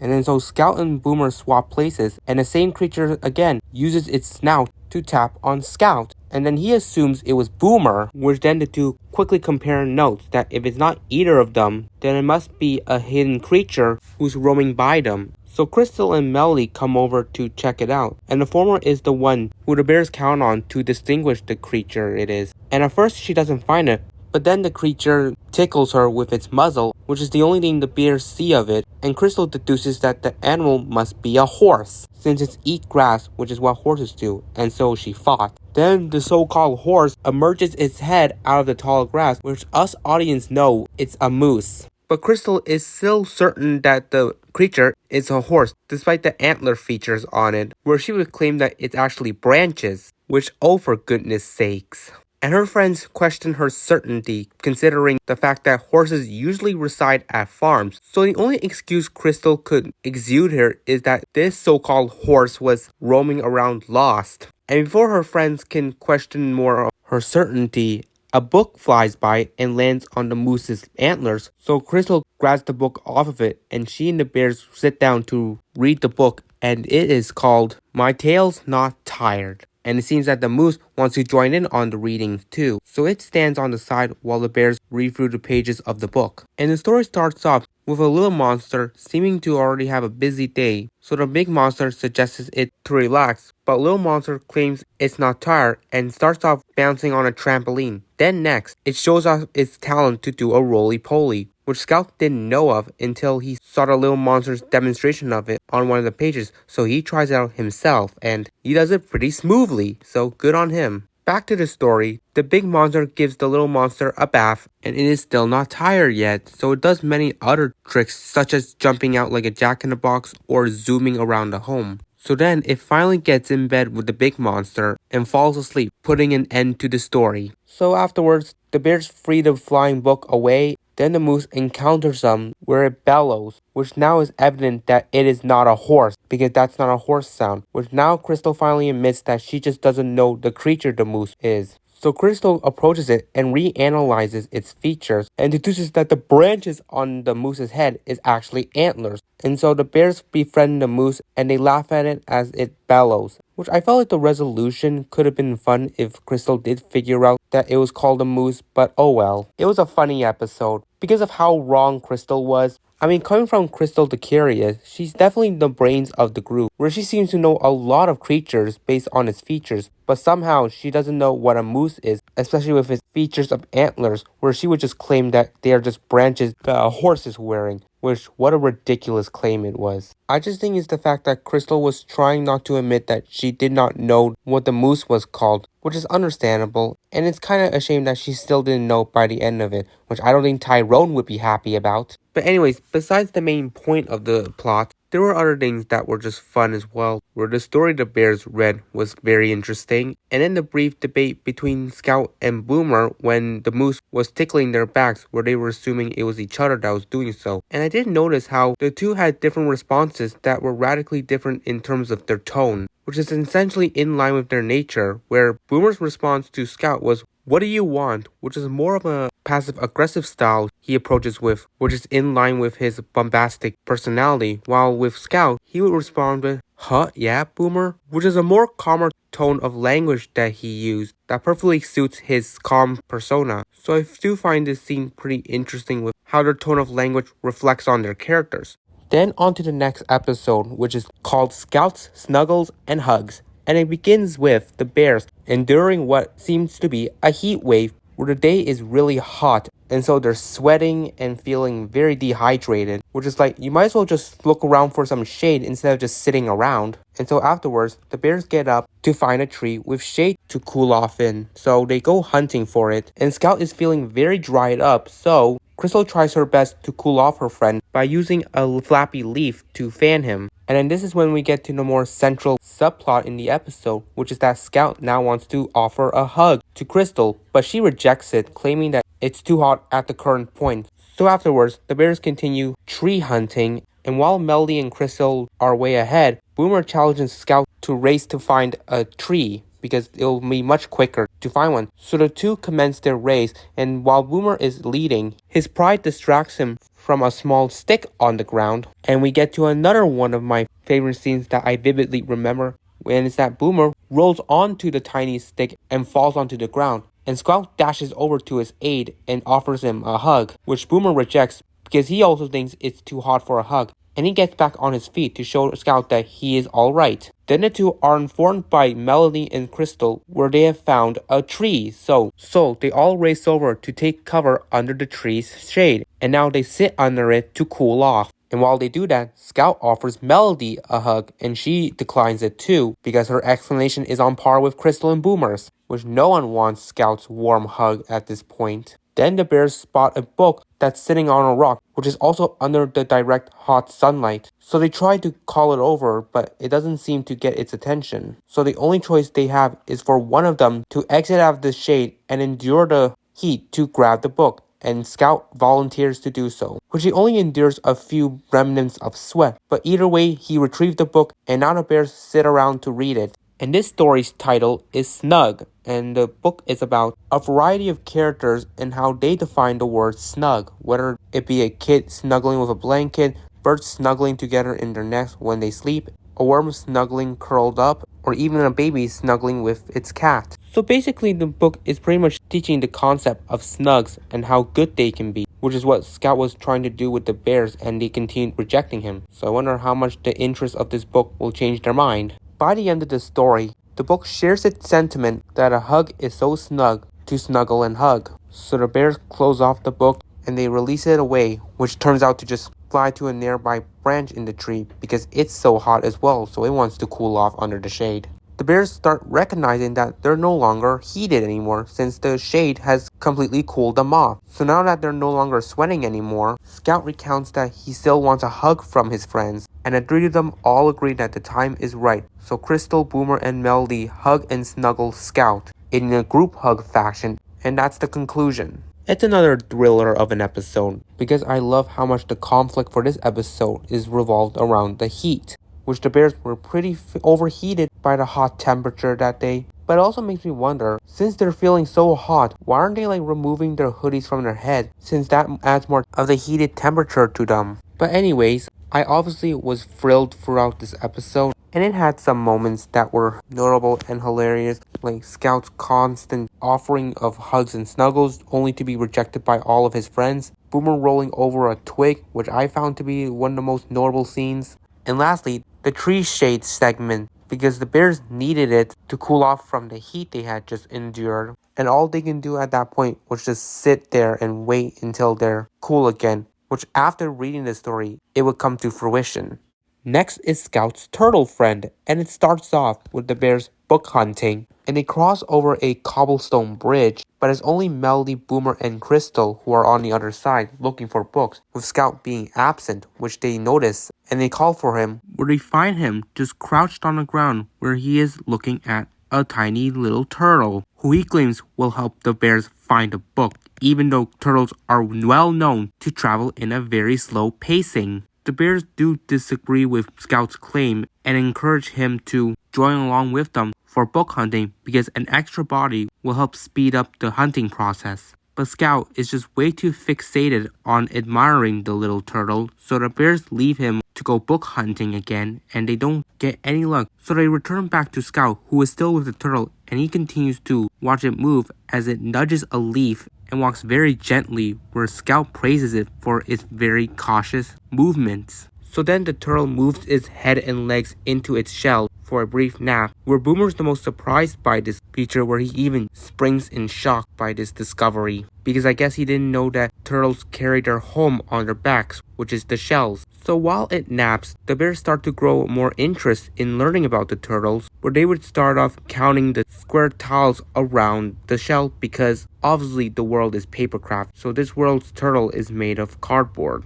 And the bears count 8 squares on the turtle's shell, and afterwards, the bears have a brief moment where their eyes are off the turtle and at each other because they are unable to find books anywhere where they have looked. Then suddenly, as they look down, the turtle is nowhere in sight. Wow, that was really quick. And so they go onto the bridge where they've spotted swimming towards a lily pad. And guess what? On that lily pad, there's a book. Which, wow, the turtle did help find one. So Scout was somewhat right. Anyways, the bears get the book's attention and it flies over to them where they gather around to read its story. And the one that they're gonna read is called You and Me, where it depicts an older sibling reflecting on their ups and downs dealing with a younger sibling, where on the upside, it has fun playing around with and enjoys bonding with its sibling, but on the downside, it functions how babies usually do, where they do things that they're unaware that is actually wrong, with either pulling on the sibling's hair or uncontrollably shouting.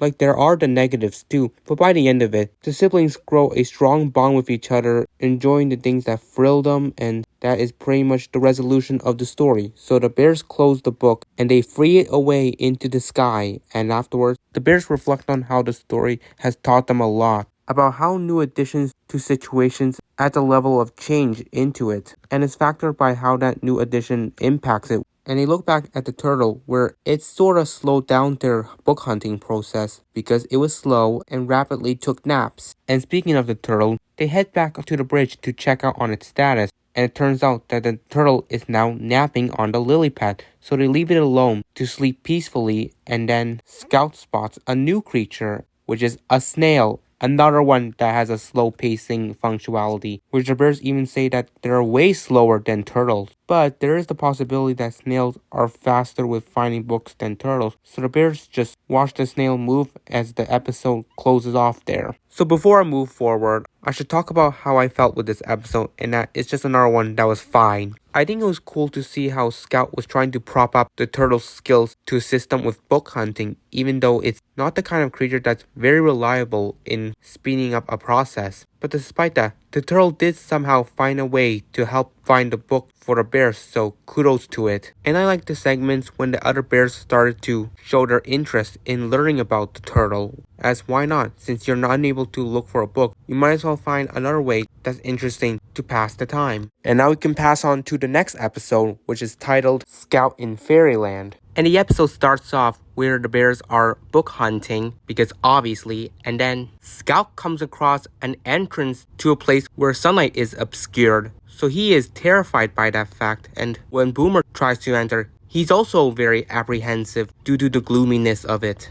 And then Melody chimes in to try and ease everyone's fear at the fact that she looks at the entrance as not to a dark place, but to a place called Fairyland, which her friends are perplexed by her claim and request for her description of Fairyland. And Melody goes to explain that anyone who enters the atmosphere of Fairyland will be given some magical surprises by fairies.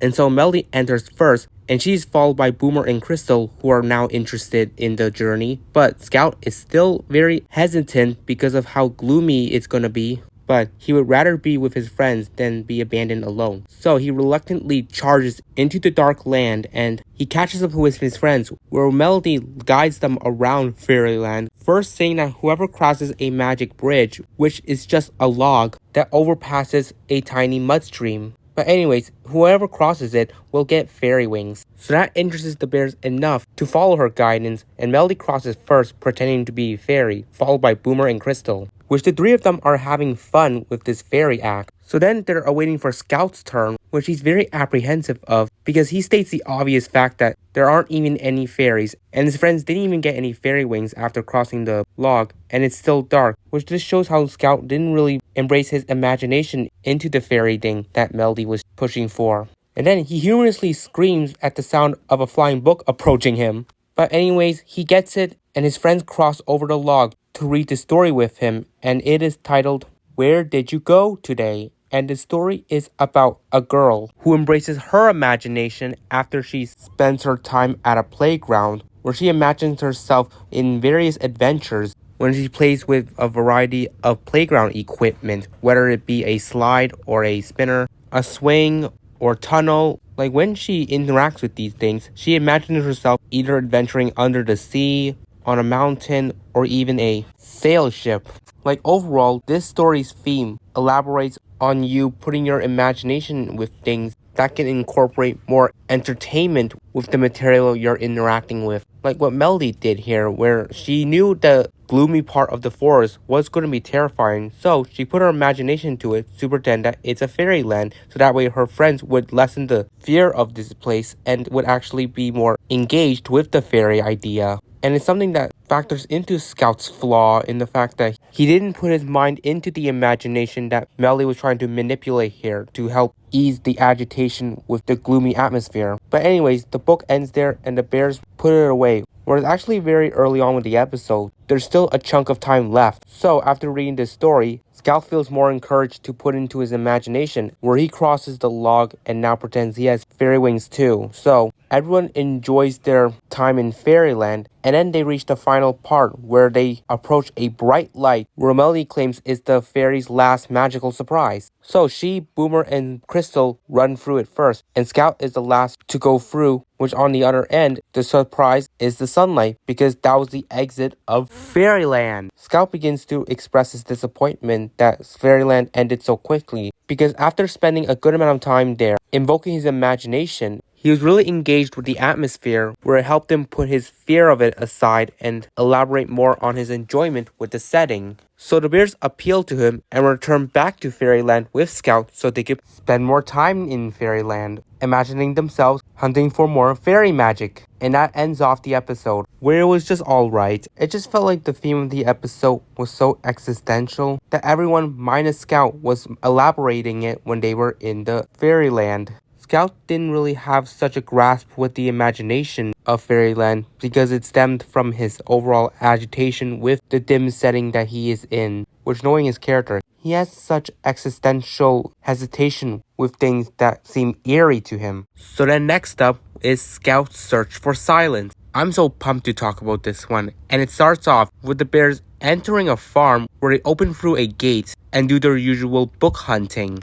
Afterwards, they see a chicken just wandering around, and Scout approaches it closer to inspect on its activity. Then suddenly, behind him, a cow moves, which startles him, and he confuses the noise to be coming from the chicken, which the bears correct him that it was a cow that made the noise behind his back. So then the bears move back at the cow as a way to greet it, and Scout starts to claim that the farm is pretty noisy that day, which of course Boomer has to boast about his level of noisy being the best, where he says boom in a very intense tone. But despite that, it seems like the animal noises are kind of overpowering him, like the chicken for example, where it's just clucking around, and Melody believes that the chicken is book hunting just like them. So they follow it to its coop, and there is a book that is sitting on it, so that kind of proved Melody to be correct. The bears ask for the book to share its story, and it flies over into their arms, and so they sit around to read it. But after they do their close and comfy tradition,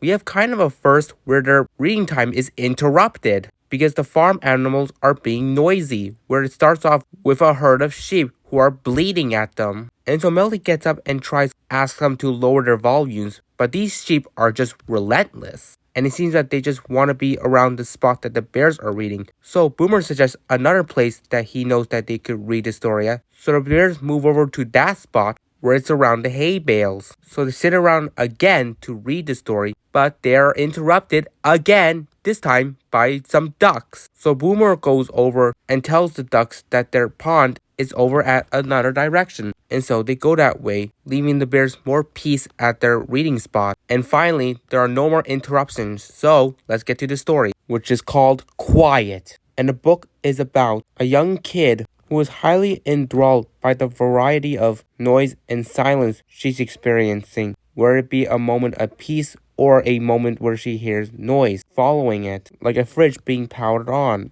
a cat eating food, and also raindrops that she can hear from the window. Like, she is in an environment where there's always going to be a sense of noise stemming from the examples I had just mentioned. But that does not mean that there isn't any sense of silence in her household. And that one being when she's in bed and the lights are out. All the noise just goes to mute because there's no commotion. And so because of the silence, the girl goes to sleep and the story ends there. So Scout closes off the book and he releases it away into the sky where the bears all wave goodbye to it and thank it for the story that it shared. Then we cut to Melody, Scout, and Crystal reflecting on the story where they acknowledge about the multitude of sounds described there and how much the sound of quiet is the best, even though it literally has no sound at all. But then they hear a snoring sound, which was coming from Boomer, who happened to just fall asleep.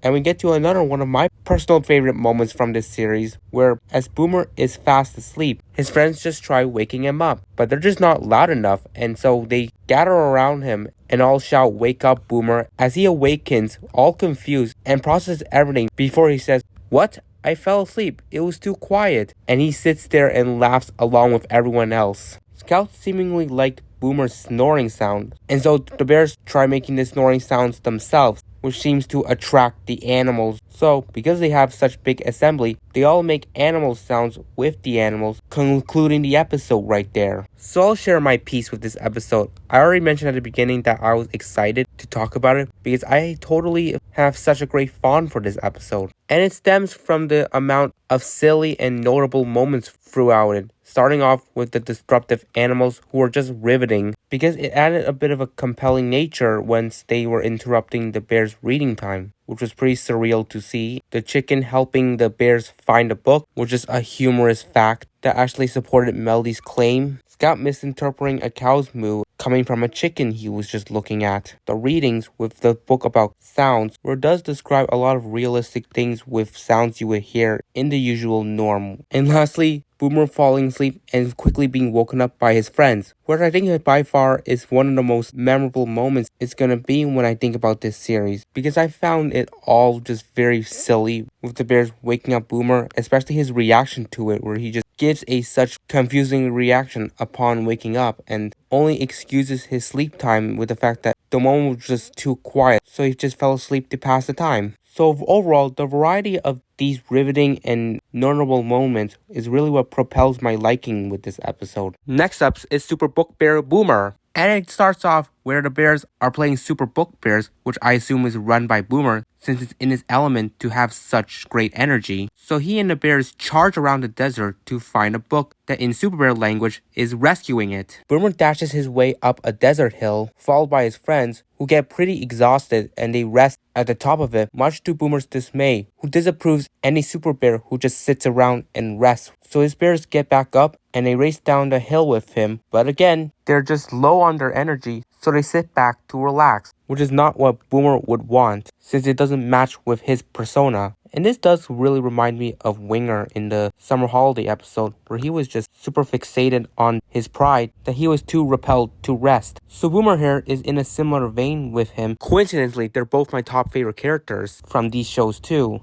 Anyways, Boomer decides to book hunt or book rescue himself, and he charges around and even does a dramatic superhero jump to find one, but to no success. But finally, a flying book appears, so Boomer tries to grab it, and it continues flying away from him. So he tries to do the superhero jump again, but he's unable to reach it, and he just flops onto the ground, with the book landing right in front of him. So he tries getting it again, but this flying book is very relentless. And also, Boomer has to be chasing for the book around his sleeping friends. And so the book eventually lands onto Crystal's tummy, and Boomer is very cautious of how he's gonna get it. So he chooses a more chilled and quiet approach to get the book, which is such a dichotomy to his personality, but it does work, and he now has the book ready to read it. So his friends wake up and they gather around to read the story, which is called Daddy Cuddle, and it revolves around a little rabbit who is wanting to play a game with his father, but he is just fast asleep. And he does try waking him up, but to no avail. So his next attempt is trying to wake his dad up with activities he wants to play with him, whether it be a bike or a kite.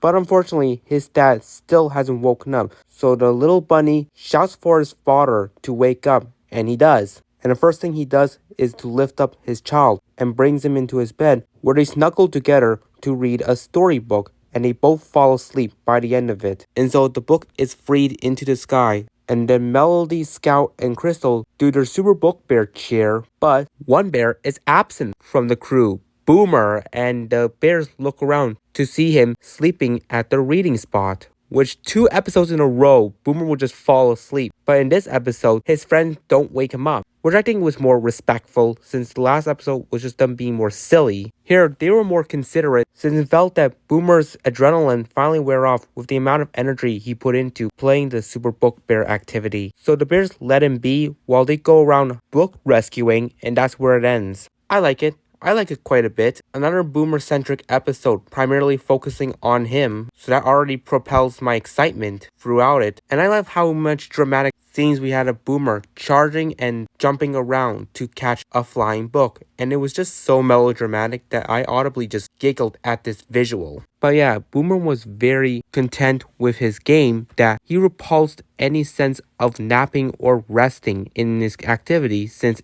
it requires to put in all your energy, which his friends aren't like him, so they aren't gonna have this long-lasting energy that'll keep their adrenaline high compared to Boomer, whereas his is just very extensive, so it'll take quite a while until all of his energy is drained out to where he would finally transition to sleep time, where we see at the end, he just crashed out just like that after reading the story. And though I would have found it more funnier if they did what they just did to him last episode by just abruptly waking up, sending him to a range of confusion and ditziness. But here, the bears definitely made the right call, because unlike the last episode, Boomer didn't fall asleep from exhaustion, more so for boredom. Here, he's truly drained out, so allowing him to rest encompassed the level of respect his friends have for him. So that's truly remarkable there. Then up next is Scout meets his match, and it starts off with the bears book hunting because it's their habit and they're always hungry for more books to read. And then they pass by a tree that begins rustling, so they inspect it and start theorizing what could be in it, hoping that it would be a book, but out comes a black and white bird, which they know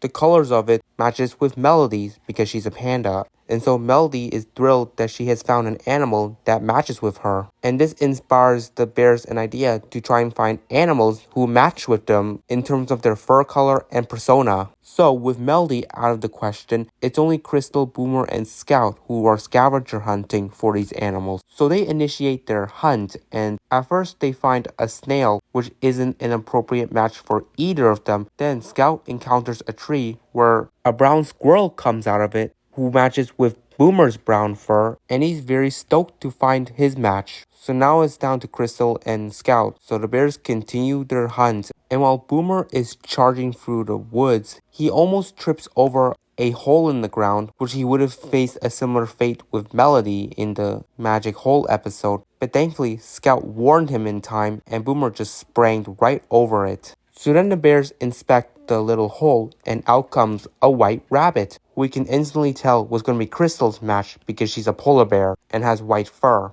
And with that, Scout's the last one that needs to find his own match. But before he can do so, the bears are nearby another tree that rustles, and this time it is a book that comes out of it. So it flies over into their arms to share its story, and they gather around to read it, and it is called The Little Girl with the Big Voice, which is a pretty unique titling. But anyways, the story is about a little girl who has a really big voice, and so one day she wanted to find a friend to play with. So first she encounters an elephant, but her robust voice scares it away. Next she tries to befriend a snake, but same thing happens, her voice terrifies it. Then she tries to interact with a crocodile, and not surprising, it's also scared away by her loud voice. So really, she is going through a similar ballpark with Scout, where she's unable to find her match. But after some searching, she would actually find one, and that is a lion, the animal that is the symbol of this channel. But anyways,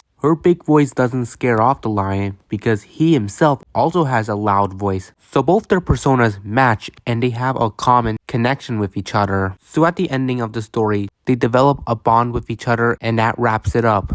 So the bears let the book fly away, and then back with the topic of Scout looking for his match, and the bears spot a gray owl sitting on a branch, which the color of it matches with Scout's gray fur because he's a koala. Then the owl's mother comes by and she snuggles with it. So with that, Scout finally met his match in the baby owl because it's gray and cuddling, which Scout himself gets a group cuddle with his friends. And that closes off the episode with an actual circle close-up, which is a rarity to see in this series, because normally when an episode ends, they would just cut back to the scene where the bears magically unveil the story they're gonna read. So this felt a bit different but also interesting too. And so to sum up my opinions on this episode, I just think it's pretty middling. Because the story plot was pretty blatant when the narrative of the bears hunting for animals who match with them commenced. And also with Scout being in the title of the episode, it was foreshown right away that he would be the last one to find one and would struggle to do so. And I did immediately sniff it out even before getting to the inevitable segment that did become reality. And we've seen a similar style of plotline like the Melody's book ban situation, which is the one that comes to the top of my head, because Melody's name is in the episode title, and the bears were hunting for things where they would all find it except for Melody. And that is not dissimilar with Scout's case in searching for his match. And we move on to Crystal the Magician, which the episode starts off with what I think is the sequel to the Crystal Hears the Rain episode, because the start of the episode is with the bears standing inside the rocky outcrop waiting for the rain to stop, which was continuity from that episode. So overall, that was an interesting niche that was added to this. But anyways, the rain is still going, and all the bears could do was just sit inside the outcrop and just wait until it would finally dissipate. And the bears do complain that because of rain, it's preventing them from hunting for more books. Then Crystal starts to analyze the sound of the rain beginning to fade, and then she tells her friends that the rain is about to stop, which her prediction was correct, and the rain indeed ends.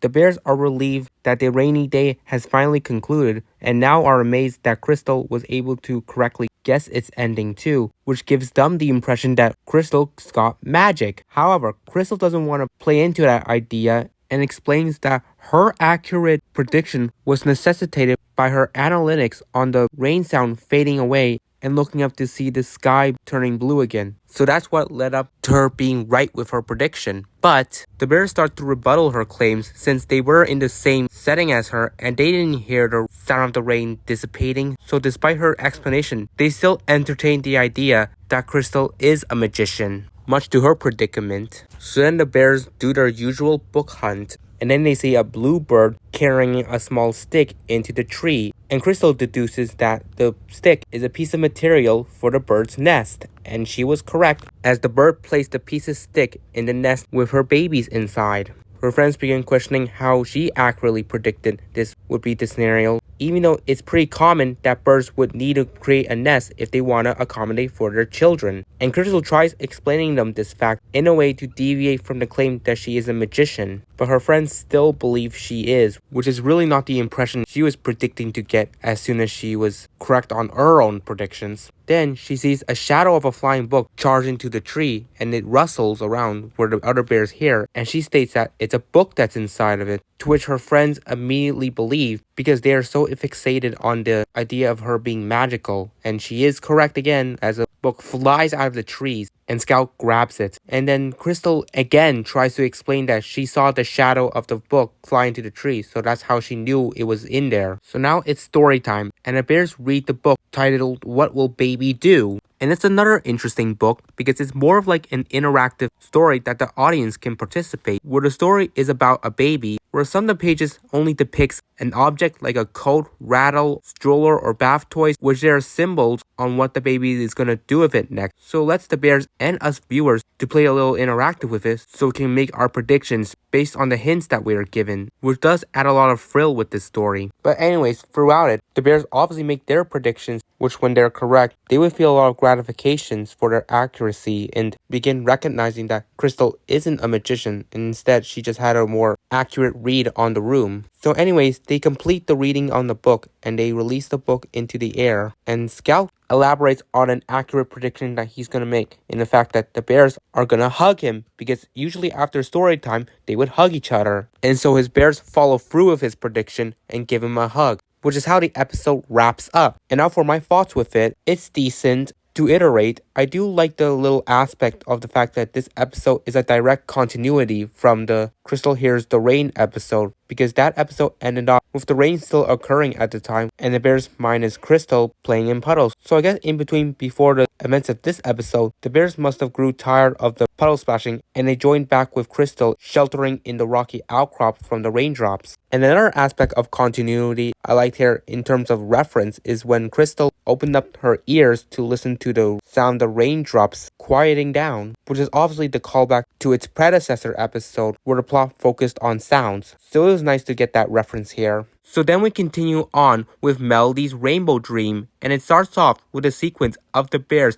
book hunting while the rain pours on them, and we have a visual of Crystal having to use a stick on a leaf as her umbrella because remember, she has a huge disliking on being wet, and when there's puddles on the ground, she has to be bouncing around it while her friends just splash on it with zero care of getting their foot wet. Which wow, we're getting 2 back-to-back episodes involving rain. Then the rain stops without Crystal having to predict it this time, and although the bears don't find a book first, Melody spots a rainbow in the sky because in nature, they usually make their appearance after the rain stops. And Melody's excitement from it stems from the fact that she's always wanted to dance under a rainbow. So she really wants to make her dream come to fruition. So then her eyes are completely locked on the rainbow as she skips towards it and sings a song about going to a rainbow. And her friends just stand there really supportive of her journey and do begin worrying about the possibilities of the rainbow fading before Melody can even reach it. So they start following her as she continues dancing towards the rainbow, and because she's too distracted by it, she's unaware of the dangers in her path, starting with a bush that is lowered in her way, and because her friends see it and their arms are free, they race past Melody to raise the bush so she can pass through it with ease. And I'm surprised she didn't even notice her friends helping when she's headed straight forward. But anyways, the journey continues, and then the bears spot a mud pit, which Melody is headed straight towards. So again, they quickly run past her to find a way to help her avoid problems. And so conveniently, they see some large stepping stones on the side and begin working on building a stepping stone path for Melody to use so she could cross the mud pit. And when they completed, she does so. But then the bears start to notice the rainbow is beginning to fade, so they quickly go to catch up with Melody, who is still singing and dancing on her way to the rainbow, and sadly she faces the unfortunate fact the rainbow fades away in thin air before she could even live up to her dream,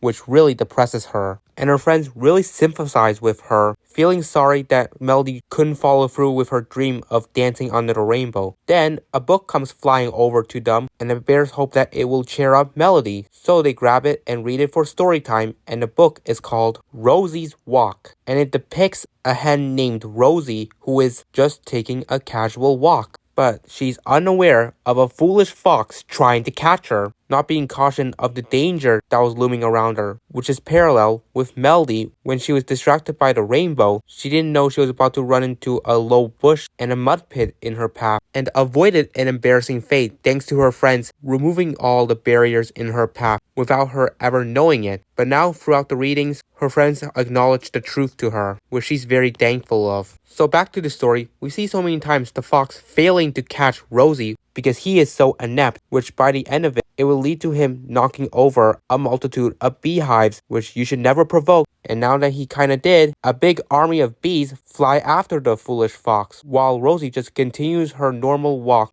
and heads back to her home without ever knowing about the commotion that was occurring around her, ending off the story there. The bears free the book away as they thank it for sharing its story. Then suddenly, a parade of flying books pass by them, so they all follow them where it leads them to some tall grass. Then the books, one by one, start emerging from the tall grass, creating an arch form, which is just like a shape of a rainbow. And so although it's not a real rainbow by nature, it still qualifies in Melody's eyes, and so she finally dances under the rainbow created by the books, fulfilling her dream. And her friends dance along with her, which is where the episode ends. So in conclusion, I feel like this episode was very endearing because I really enjoyed Melody's passion of following her biggest dream of dancing under a rainbow. And it was unfortunate when Melody was oblivious to the rainbow's impending disappearance, which once she witnessed it fade away, it did really sting. considering she was an inch close to following through with her dream. However, at the end of the story, I'm glad she kinda did, where the books themselves helped her out here, creating their own rainbow, like a book rainbow, allowing Melody's dream to come true.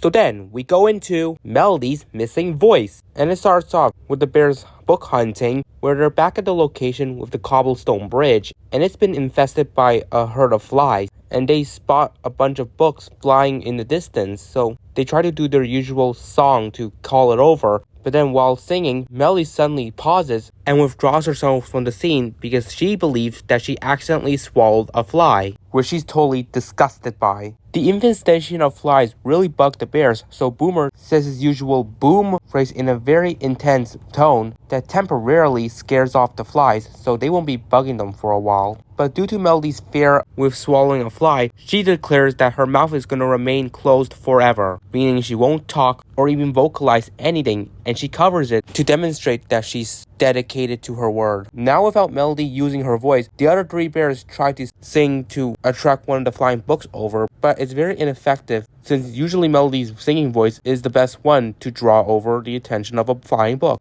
So they try to convince Melody to sing again, but she shakes her head. So the bears seek alternatives that could help them gain a flying book's attention, starting off with rallying a bird to join in on their singing session, but the bird's voice is just not strong enough. So then next they sought to a frog, but its voice is too loud and it scares away the flying books. So really, Melody's singing voice was always the cog to draw over a flying book's attention. So the bears figure a way to convince Melody to sing again by using some sticks to swat at the flies, so that way they can protect them from her and she can sing freely without the worry of swallowing one. And it finally works with attracting over a book. So the bears grab it and sit around to read the story, and it is called Piglet and Mama, and it revolves around a piglet who somehow got separated from her mother and is now looking for her. So while she's looking, she encounters different kind of animals like a horse, a dog, and a donkey, where each of them offer the piglet to play an activity with them, like chasing around or playing in mud, which is what she likes, but she would rather do it with her mother instead. So after a long day of searching, it goes to dawn, where she finally reunites with her mom, and they both play around in the activities that the other animals were offering to the piglet. And afterwards, the two pigs go to sleep together, and it ends off the story. The bears close off the book and they put it away, as the same bird that tried to help them earlier lands itself on the bridge. And that gave Melody an idea that the bears plus the other animals can sing all together like a choir. So them plus the bird and the frogs sing all together as it attracts more books to fly around them, where it concludes the episode. And for my brief thoughts, I really liked it. I get how Melody was trying to seek a method to avoid a scenario where she swallows a fly, because she felt that she did earlier, which I should get to, because that part felt really nebulous, because the visual didn't really show Melody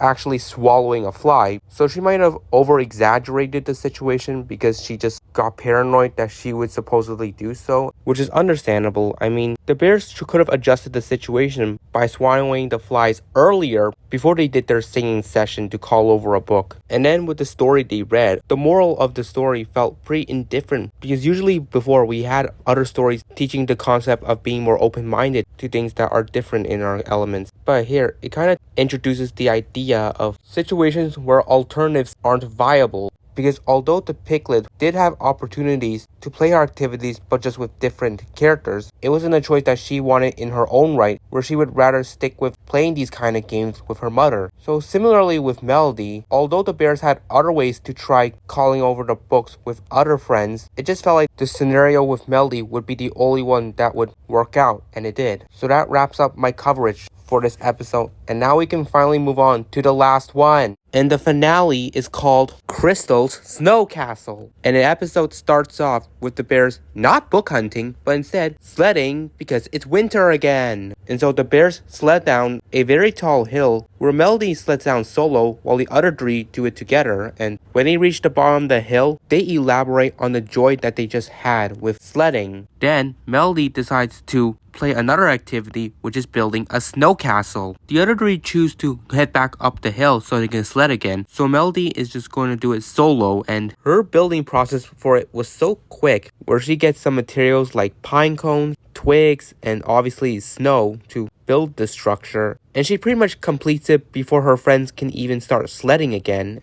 And when they sled down again, they're headed straight into Melody's direction, where she is making some finishing touches to her castle. So her friends quickly call for her to move out of the way, and she immediately springs out of their way, but her castle is still in their path. So Crystal makes a sharp turn on the sled to avoid the sled colliding into it. And when the bears reach the bottom, they race over to Melody's aid, where she's alright and her castle remains stable. And nextly, the bears are impressed with the snow castle that Melody built all on her own. And because of that, Crystal wants to make one as well, where she strives for the goal to replicate her castle like Melody's. So the bears get to work collecting the materials they need to make the snow castle, gathering more pine cones, stones, sticks, and of course snowballs. So they start the crafting process, and when they're done, the finished work isn't identical to Melody's really at all, besides the castle wall, which is just easy to make. So then the bears see a book in the tree. So it flies over into Crystal's arms, and she and bears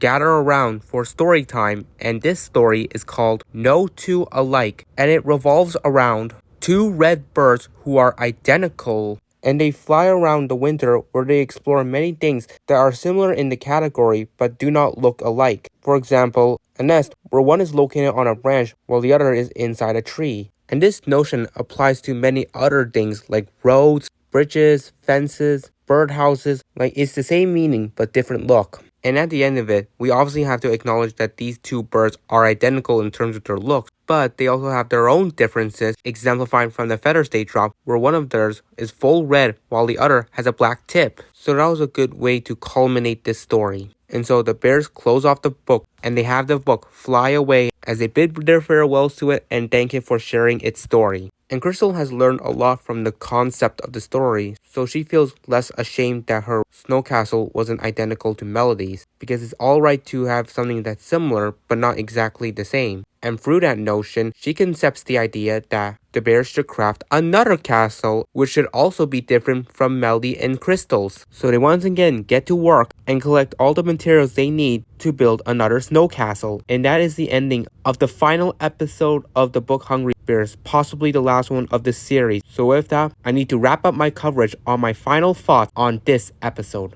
And it's that it was very enjoyable because I love how much creativity and thrill this episode displayed.